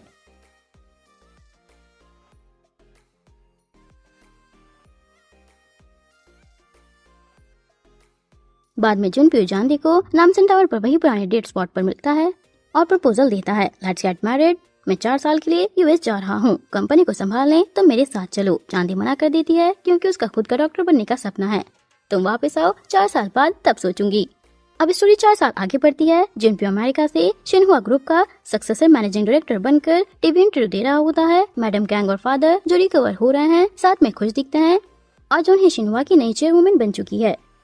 ये जंग स्वीडन से वापस लौटता है और सीधा गेल की पोट्री क्लास में जाकर उसे सरप्राइज देता है। जांदी अब शिनहुआ यूनिवर्सिटी में मेडिकल स्टूडेंट है और जीहो भी उसके साथ है। जांदी और जीहो एक आइलैंड पर मेडिकल वॉलंटियर कैंप में काम कर रहे होते हैं। सडनली आसमान में एक हेलीकॉप्टर आता है और उसमें से जुनप्यो लाउड स्पीकर पर कहता है, ओए कॉमनर जांदी, बीच पर आओ। जांदी बीच पर भागती है। जुनप्यो हेलीकॉप्टर से उतरता है, अपनी स्टाइल एंट्री मारता है और जांदी को हक कर लेता है कि मैं तुम्हारे बिना नहीं जी सकता। जुनप्यो अपने घुटनों पर बैठता है, रिंग बॉक्स निकालता है और कहता है कि जांदी मैरी मी।